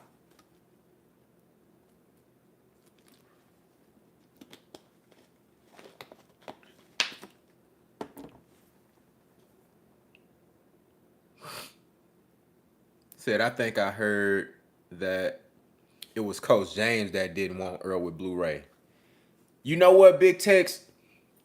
That's something that did come across my desk too. Because Derrick James and his brother, they run their own strength and conditioning like routine at the gym. If you notice, they had Earl and Frank Martin working with this new guy with the strength and conditioning. But for a while, Derrick James was doing Earl Spence strength and conditioning at the gym. I don't know if he told him not to work with Blue or he didn't want him to work with Blue. Maybe, I don't know if it was said power struggle. It could have been a power struggle. Maybe he felt like it was taking up too much time from the other training, or maybe he didn't want Earl doing all them push-ups and lifting weights like that. I don't know what it was, but something happened to where they parted ways. And I don't think it had nothing to do with no money, because I feel like Blu-ray would have said that. What'd he say? Said maybe it was a little shade being shown when they had to interact. Yeah, could be. Could be. The good thing is now, shit, if Earl and Derrick James are officially parted ways, which that's what it looks like, then it shouldn't be no reason why he can't work with Blue right now. It shouldn't be no reasons. You know what I'm saying? Shouldn't be no reasons. Said Earl looked like he was on. He said he looked like he was on pain pills. No excuse. I like Bud and the fan. Said Earl can't be Bud. Hey, you might be right. You might be right on that, because no matter what energy level Earl had, no matter what weight they fought at, there's a good chance that the way Terrence Crawford was looking that night, he would have whooped anybody. You know what I'm saying? The way Terrence Crawford looked on that night, I don't think it was nobody in the world fucking with Bud. I ain't gonna lie. On that night, I don't think it was nobody on this planet walking around that weigh 147 pounds that was fucking with Bud. Any man that weighed in at 147 walking planet Earth on July 29th, 2023 would have got their ass whooped versus Terrence Crawford.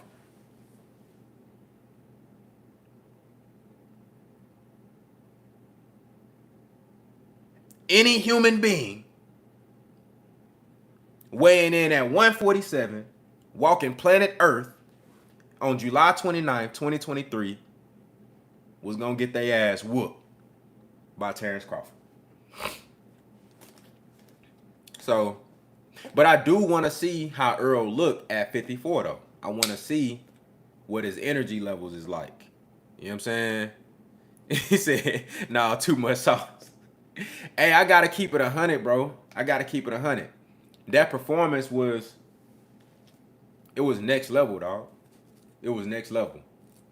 I got to keep it 100, bro. But I feel you though, A17. I don't think we saw the best Earl neither.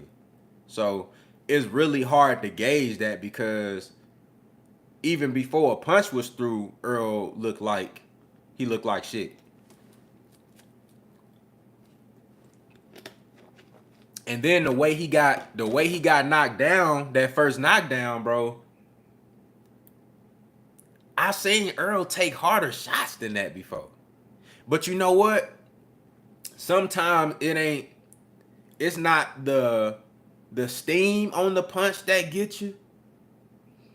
It's the pressure point that they hit and the accuracy of the shot that gets you sometimes. Sometimes it ain't the steam. Because I done seen Earl take stiffer shots before. But sometimes it's the accuracy and that pressure point that they hit you just on the right spot. What they call it, hitting you right on the button. Sometimes it's just that.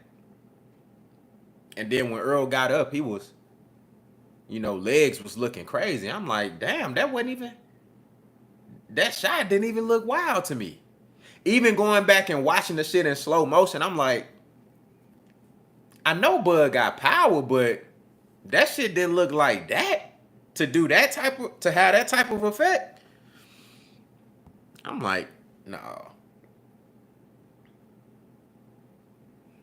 It's everything that came with that fight that makes it much bigger. It's why he didn't call it off. Facts. That's a fact. But see, that's another example of just a real motherfucker like Earl Spence getting punished. Not only in the ring, but getting punished by the fans and the detractors and naysayers because of the way he talked, the way he took that L, the type of L that he took. Even though he knew he shouldn't have been at 147. But Earl Spence said, I want to be undisputed this bad.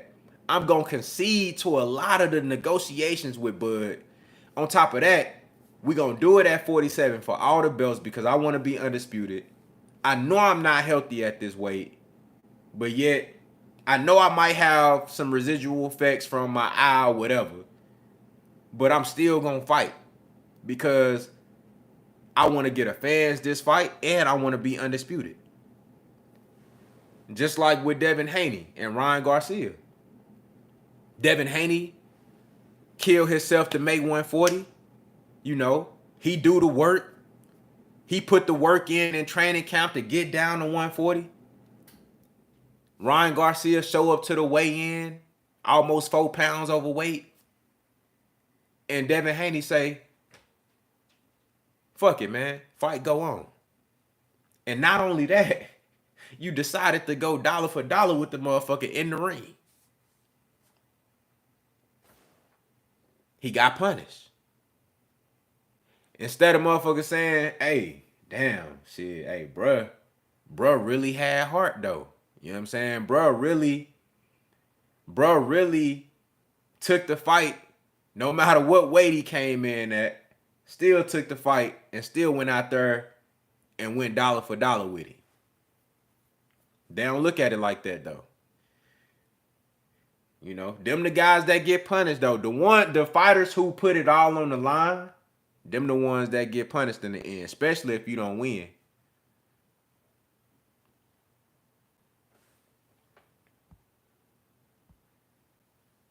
Said EJ and Devin made the same mistake. Too much pride. Facts. Too much pride. Too much pride. You know what I'm saying? One thing that I don't want to see from Earl going forward, and to be honest with you, it's looking like that now. I don't want to see Earl only taking like the best fights and just waiting and sitting. I don't want to see that, bro. I want to see Earl Spence steadily, staying busy, bro. Whatever you got to do to stay in tip-top shape, I don't care if they give you bums to fight, bro. Man, just stay active. I don't want to see Earl Spence I know you got this pride. I know you really a psychopath in the head that you feel like it don't matter who it is, you can fuck with them. You can whoop their ass. I know that's how you feel. But you can't be off a year and a half and then fight Terrence Crawford. You can't do that.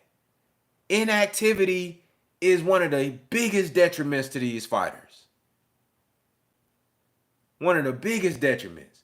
You can't be out for a year and a half and then fight Terrence Crawford. You can't take the ass whooping you took from Terrence Crawford and then be out another 8 months, another 9 months, another 10 months, and then you fight Sebastian Fundora. Or you fight Tim Tszyu. Availability is the best ability. That's a fact. So that's what I don't want to see from Errol Spence, but it looked like that's what it is. I don't know if PBC don't have dates or if they're offering guys dates and these guys that they don't want them. I don't know if, like, what do y'all think it is? Is it PBC don't have dates? Or is it they offering Earl Spence stuff and he don't want it? He like, no, that's too little for me. That's too Rudy Poo for me. I want the big guy. I want the big dog. Oh, the big dog ain't ready for me yet? Well, I'll wait on him until he ready. What y'all think it is? Oh, we got some weirdos in here. What the hell? What in the hell is going on? We not doing none of that, brother. We not doing none of that, brother.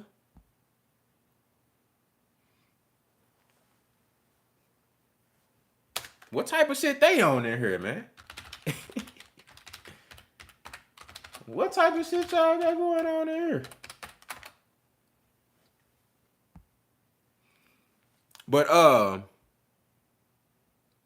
yep, Joe B, big facts, said big paydays got them boys complacent to the point where they don't want to take y'all know y'all heard the phrase slow money better than no money, slow motion better than no motion, right? Right? But it seemed like these guys, they like, fuck it. I just want the big bread. When really you can just stay active and collect these checks. Big Tech said he think it's PBC. Let me see. Said there's too many PBC guys that don't have dates and consistency. Facts. It's like, I don't want to see that from guys like Earl Spence. Guys, why we still haven't seen Stephen Fulton? After taking a loss like that from Naoya Inoue, do y'all think the best thing for a young fighter like Stephen Fulton was to sit out another year? Was the best thing for Earl Spence to be sitting out right now? Like, we should know, we should have a Earl Spence date right now. We should have an Earl Spence date right now.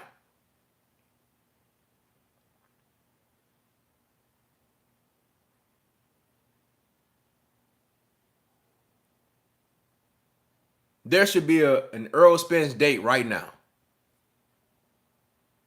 Caleb Plant. Jermell and Jamal Charlo.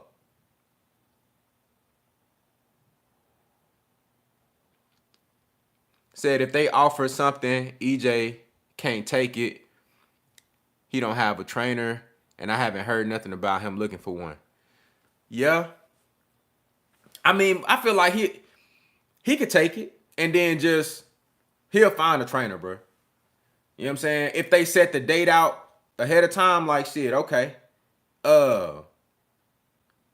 They offer him something for, 4 months out, 3 or 4 months out. He'll be able to find somebody to get him going for that 8 to 10 week training camp. You know what I'm saying? But ideally, though, Big Tex, to your point, you want to have that shit settled first. You want to have your trainer and all that shit settled already. Said, why let the hand know why let the left hand know what the right hand is doing, especially now? You mean as far as like A17, you talking about as far as dates? Cause I feel like we should have dates, bro. Like Earl Spence should be fighting at least 2 times a year. Oh, the trainer. Yeah. No, good point. Earl should have at least 2 fights a year, bro. At least 2 fights a year. Cause y'all, we gotta think about it. Since the car accident, and then you gotta factor in the pandemic, Earl Spence really had a mean ass setback, bro. Because he have up until that point the fight of his life versus Sean Porter in a unification match. What was that, 2019? So you had a fight of your life versus Sean Porter unification match 2019. You had a car accident that put you out the game for a year, pretty much. And then the pandemic backdoored that. And it's like you look up in the last 4-5 years, how many times Earl fought? What, 3 times? So he had Danny, Ugas, and Bud. So from 2019 to 2024, from the end of 2019 to right now, 2024, Earl Spence fought 3 times?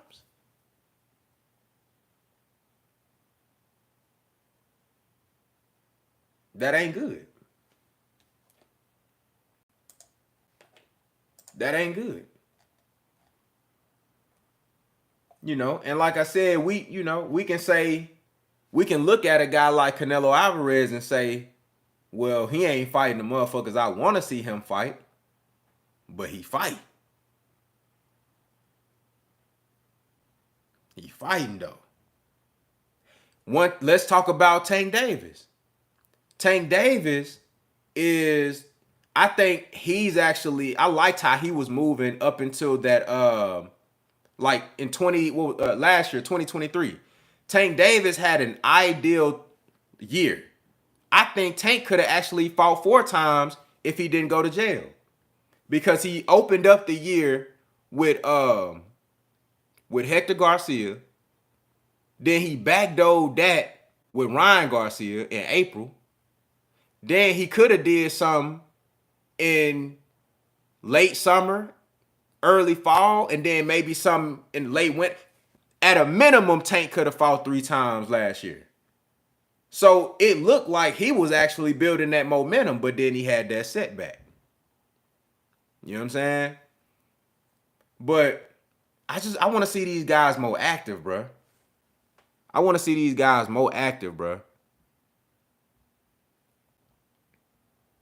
Said 2 minimum, but 3 fights should be the goal every year. I agree, bro. I agree. I think 2 fights minimum, 3 fights the goal. That's what you should be doing, bro, every year. Because that's how you stay sharp on your game. That's how you stay sharp. Said you have to think, how do you avoid Boots but wait on Bud and Bun Bash, where he was with the Mandos? Yeah. If I'm Earl, shit. You know, at that leading up to the Terrence Crawford fight, I'm going after them mandatories, bro. I'm fighting a Stanionis. I'm fighting a goddamn, like, instead of pushing the fight back, paying Stanionis step aside money, you know, I fight Stanionis. You got Ugas in there, for sure. So that was good. You got Ugas in there, but I would have fought Stanionis, then fought Ugas, and then fought Bud. Like, I would have mixed in a Stanionis or a Cody Crowley. You know what I'm saying? Remember the guy that Earl they was talking about Earl fighting, but he was the mandatory for the IBF, I believe. But that guy ended up fighting Cody Crowley, I think. But Earl could have fought that guy.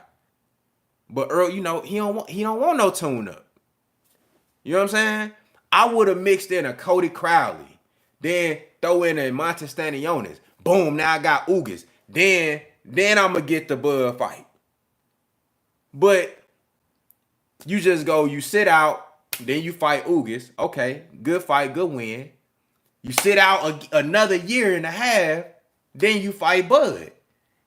It's like when Bud took that fight versus David Avenesian, man, if I'm Urban, I would have had some online too, ASAP. I would have had some online too. You feel me? Tune up on line 3 right now. Who gonna turn down the Earl Spence fight? Who gonna turn it down? Come on, man. Activity, bro. Activity, dog. Said a lot of them ain't living the boxer lifestyle. That's a fact. That's another thing that some people don't want to talk about. Guys be preferring to sit out so they can go do whatever they want to do. Go eat, you know what I'm saying? And party and turn up and shit. But man, this boxing shit, bro, you got a small window, a pocket of time where you can be great. And if you don't maximize it, it's gonna pass you by. All that fun shit, you can do all that shit after. You can do that shit when you retire. You know what I'm saying? Like, you can still have fun reasonably while you're in the middle of your career, but all that extra shit, man, you can do that shit after you retire, bro. Get your fights in, bro. Pick up these bags. Because I know you probably like, I got $5 million for my last fight. Shit, go get this 1.5 to fight Buddy.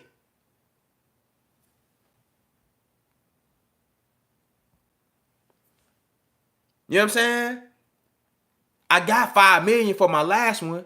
Let me get this $3 million to fight Cody Crowley. Pay him a look. He ain't finna get much. Earl gonna get the bigger purse. Pay him a little $300,000 and give me my 3.5. Let me go whoop on Cody Crowley ass. Activity, bro. Instead of just, trying to go for one big fight at a time. Because that's when you leave yourself open for ring rust, the inactivity, all that.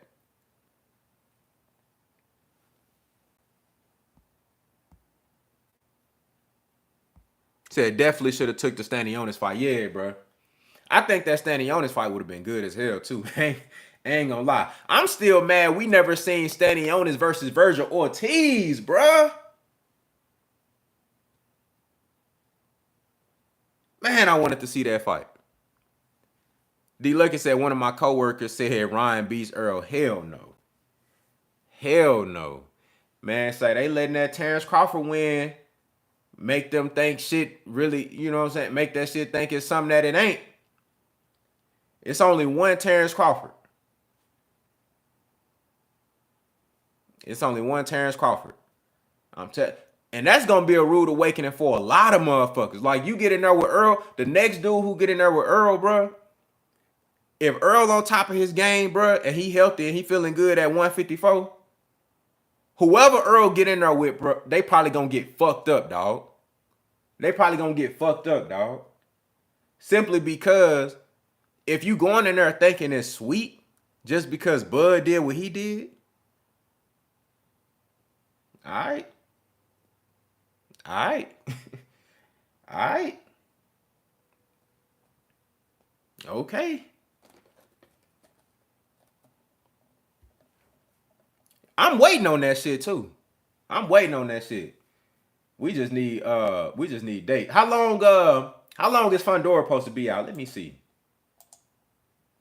How long is Fundora supposed to be out, y'all?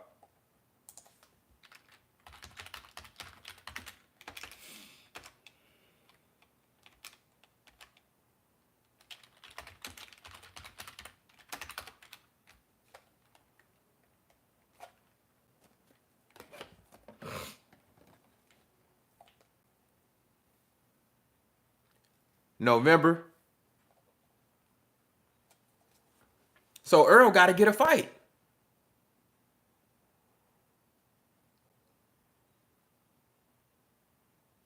He got to get a fight in, bro. ASAP. Earl need to be in the ring. What is it, April? He need to be in the ring no later than August, bro. And that's too long. That's already coming up on a year. That's too long.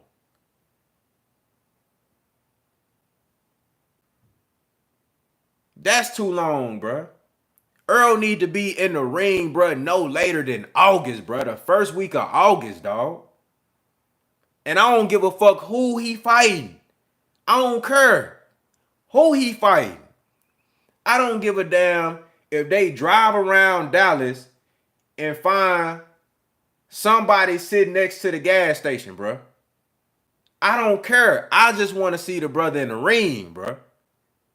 I want to see him get in there and whoop somebody's ass and get back to that dog that I know he really is. I don't care who they put him in the ring with, bro. He need to be fighting no later than the first week of August. And if he's in any type of shape right now, it's April 22nd. Let's see. If he's in any type of shape right now, we can get bro in there by early July. We can get bro in there by early July. If Earl Spence is in any type of shape right now, he can get in there by early July, put him in there with a journeyman. You know what I'm saying?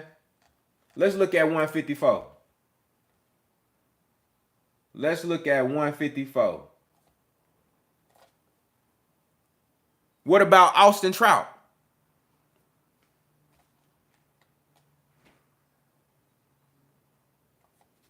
What about Austin Trout?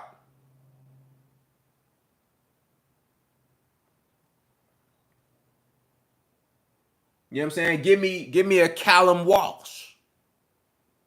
You know what I'm saying? give me a Patrick Teixeira. You feel what I'm saying? You know, give me a Josh Kelly, a Brian Mendoza. Come on now. Give me a Oliver Mang. I'm talking about somebody that Earl just gonna go in there and step on.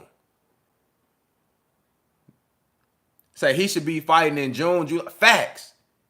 If Earl is in any type of shape right now, he need to be in the ring by the end of June. If he in any type of shape right now, throw him in, get him in there, and look. Let's keep it 100. He don't have to fight right at 154. He can work his way into the division. He can do 158. He can do like 157, something like that. 157. He don't gotta make, it ain't gonna be for no title. He can go in there and fight at 158, something like that, and do like a non-sanctioned fight. Come on now. I'm telling y'all, bro, I need to be a promoter, dog. They need to holler at your boy. Because I have these fighters active, bro. I have guys active. You know what I'm saying? Like AB. I would have had AB fighting all type of bums, bro.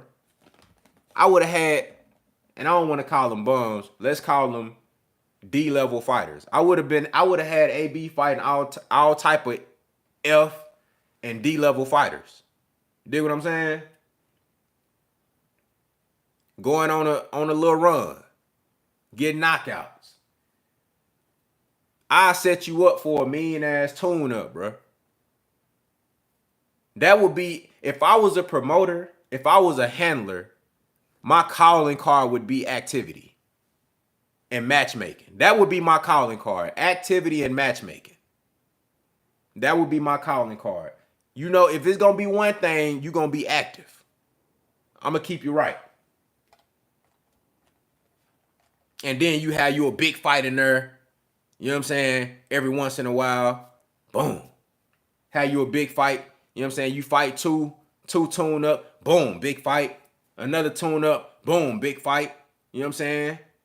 Another two tune ups, boom, big fight. If people seeing you often and you winning and you looking good, all that's gonna do is make the big fights even bigger. Say, you remember Friday night fights? Hell yeah. Need to bring that shit back. Shout out to Pro Box. On Wednesday, Pro Box on YouTube. I fuck with them. Shit. If you got to, pull up to that motherfucker and and get one of them. Or bring one of them, bring one of them over to Amazon Prime. Pick out one of them Pro Box dudes, man, and bring them over to Amazon Prime and whoop on their ass.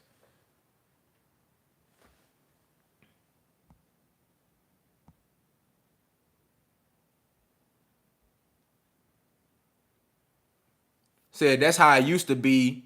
Every fight shouldn't be a huge pay-per-view fight. Facts. People got so enamored with pay-per-view, big fight. Oh man, this the big fight, big fight, big fight. Man, you gotta have you some, you know what I mean? You gotta fight you some guys in between that. That way you ain't just sitting around waiting.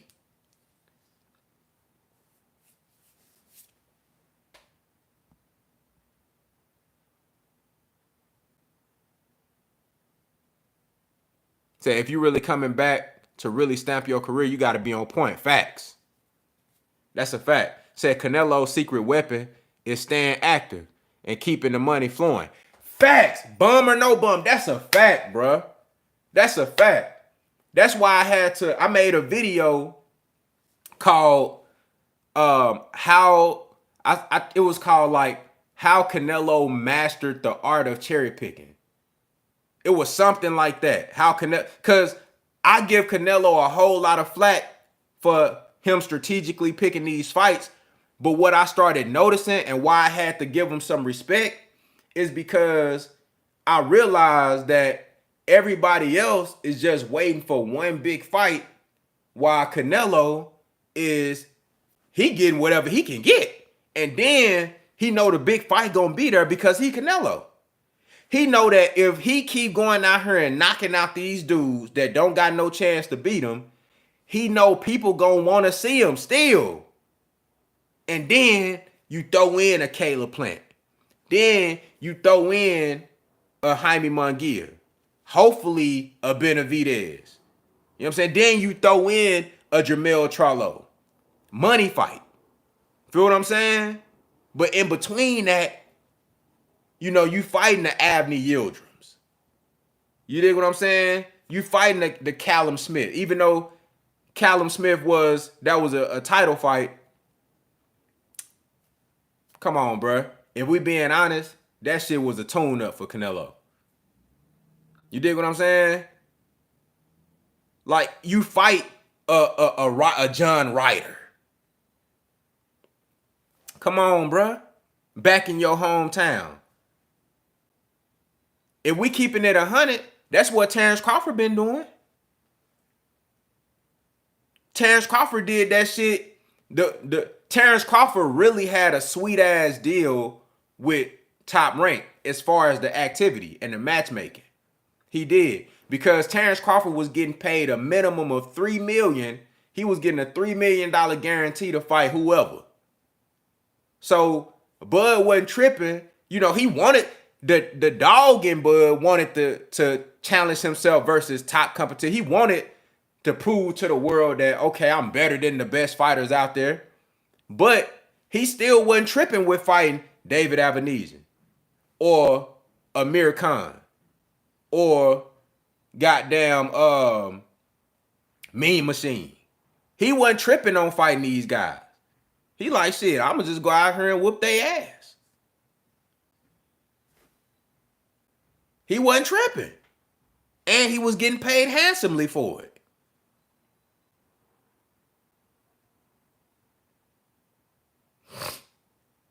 Getting paid handsomely. So if we keeping it 100, man, as far I like with what Tank Davis is doing, like I told you last year, I thought he had the perfect setup to have like 3 or 4 fights. And had he not went to jail, I think he would have kept that momentum going. And then that shit would have leaked into 2024 as well. So I think Tank Davis right now, he got all of the clout and the ability to command any fight that he want, that he can set his schedule up like that. So the same way he did with Ryan Garcia, he said, all right, I'm going to fight Hector right now, but we already got the Ryan Garcia fight set up. So I think Tank Davis is in a great position to start doing that shit now. So, all right, you finna fight Frank Martin? Bet. Make sure you got something lined up after that too. Say that's how you win the people, by activity. And then showing, like, being in their face all the time. That's how you do it. That's a fact. That's a fact. You know what I'm saying? I know Tank had to take some time off, but I felt like shit, this Frank Martin fight, they should have had this shit set up for first quarter. They should have had this shit set up first quarter, and then that way he can get some in the summertime.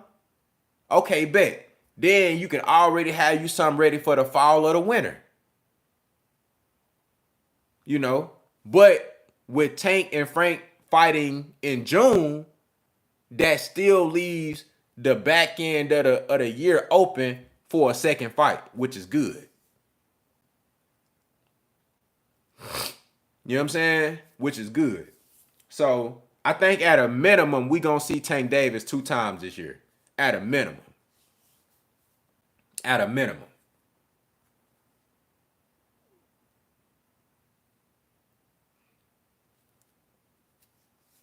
You dig what I'm saying? Berlanga. Yeah. It's a good point. These guys, man, they got to get their activity up. They got to get their activity up, man. That's why you see Terrence Crawford with 40 fights. That's why you see Canelo with over 60 fights and shit. Shout out to Jerome Boots Ennis. You know, they moved him along fast with a lot of activity. That's really why Boots, that's why he moved around, bro. That's why he really fucked up about that shit, because Boots like to fight, bro. He want to stay active. That's why, you know, it's going to be really fun to watch a guy like Jerome Ennis, bro, because as long as his business situation straight, we ain't going to have to worry about Boots not fighting nobody. If you turn down a fight with Boots, he going to go fight somebody else, bro. He going to go fight somebody else. Now, he got held up because of the with Cameron, his handlers, Cameron Duncan and his wife. But outside of that, bro, Boots was fighting. He was what, 25, 26 years old, already had almost 30 fights. Look at Big Tex. That's a fact. Gary Russell Jr. Gary Russell Jr. Gary Russell Jr. Whole prime wasted. Whole prime wasted. What he doing? Waiting on Tank Davis. You get online talking about you want to fight Terrence Crawford, who 2-3 weight classes above you. Doing too much talking outside the ring, but ain't no fight. Think about how much better Gary Russell Jr. would be right now. Think about how much further along Gary Russell Jr. would be right now if he was just fighting. Fight. Remember at one point, Gary Russell Jr. was known for having the fastest hands in boxing?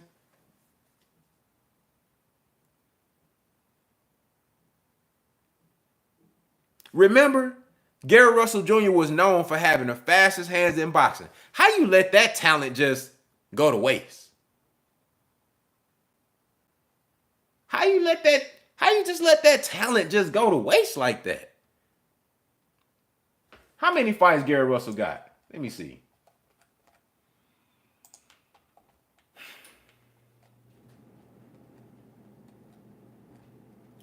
Let's see. Gary Russell Jr. He 31-2, but he could have had way more fights. Gary Russell Jr. can have at least 40 fights right now. At least 40 fights. At least 40 fights right now.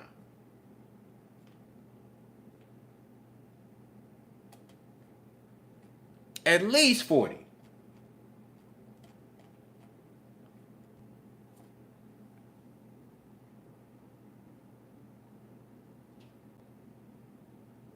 Yep, said same thing with Keith Thurman. That's what happened, and y'all see how it's impacting Keith Thurman. He can't even make it to a fight because he having injuries and shit. Why he having injuries? Inactivity. Bro, when you start getting up in age, bro, you're not gonna be able to just take 2 years off and then come back into a rigorous training camp. That shit ain't gonna work. Your body gonna start breaking down. You got to keep your body at a certain level to be able to perform at the highest level. You got to have a certain balance. You got to be in a certain shape year round.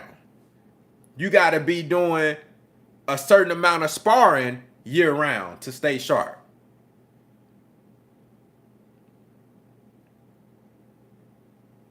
But if you ain't never got no fights lined up, and then out of nowhere, you go do a 8 to 10 week rigorous training camp, and you sparring, knowing you don't even be sparring like that. You ain't sparred in a year. Now all of a sudden you got this training camp come up and you sparring now. Come on, bro. You gonna tweak something. Especially if you in your mid to late 30s, you gonna tweak something. You gonna get an injury. You gotta stay active. You gotta stay active, man. Got to stay active. Shout out to the brother Thomas Morris in the building. What's good? What's good, man? I appreciate y'all for pulling up, man. We gonna go ahead and get up out of here. This was a wonderful live. Appreciate everybody coming through, comment in the chat. And appreciate everybody hitting the like button. If you haven't hit the like button, make sure you do that. And if you came in late, go ahead and replay that motherfucker, man. Catch the replay. We did some good boxing talk. You feel what I'm saying? But stay tuned. We gonna keep dropping videos, man. Look, we gonna keep the show rolling, bro. You know what I'm saying? We gonna keep this shit rolling. More videos coming. More shorts coming. Stay glued to the community tab as well, because any updates that I get, I'm posting in the community tab, so we can all stay informed on what's going on in the sport. You know what I mean? And we gonna talk about it, man. Y'all have a great Monday, man. Contender Regime Boxing. I'll holler at y'all boys, man.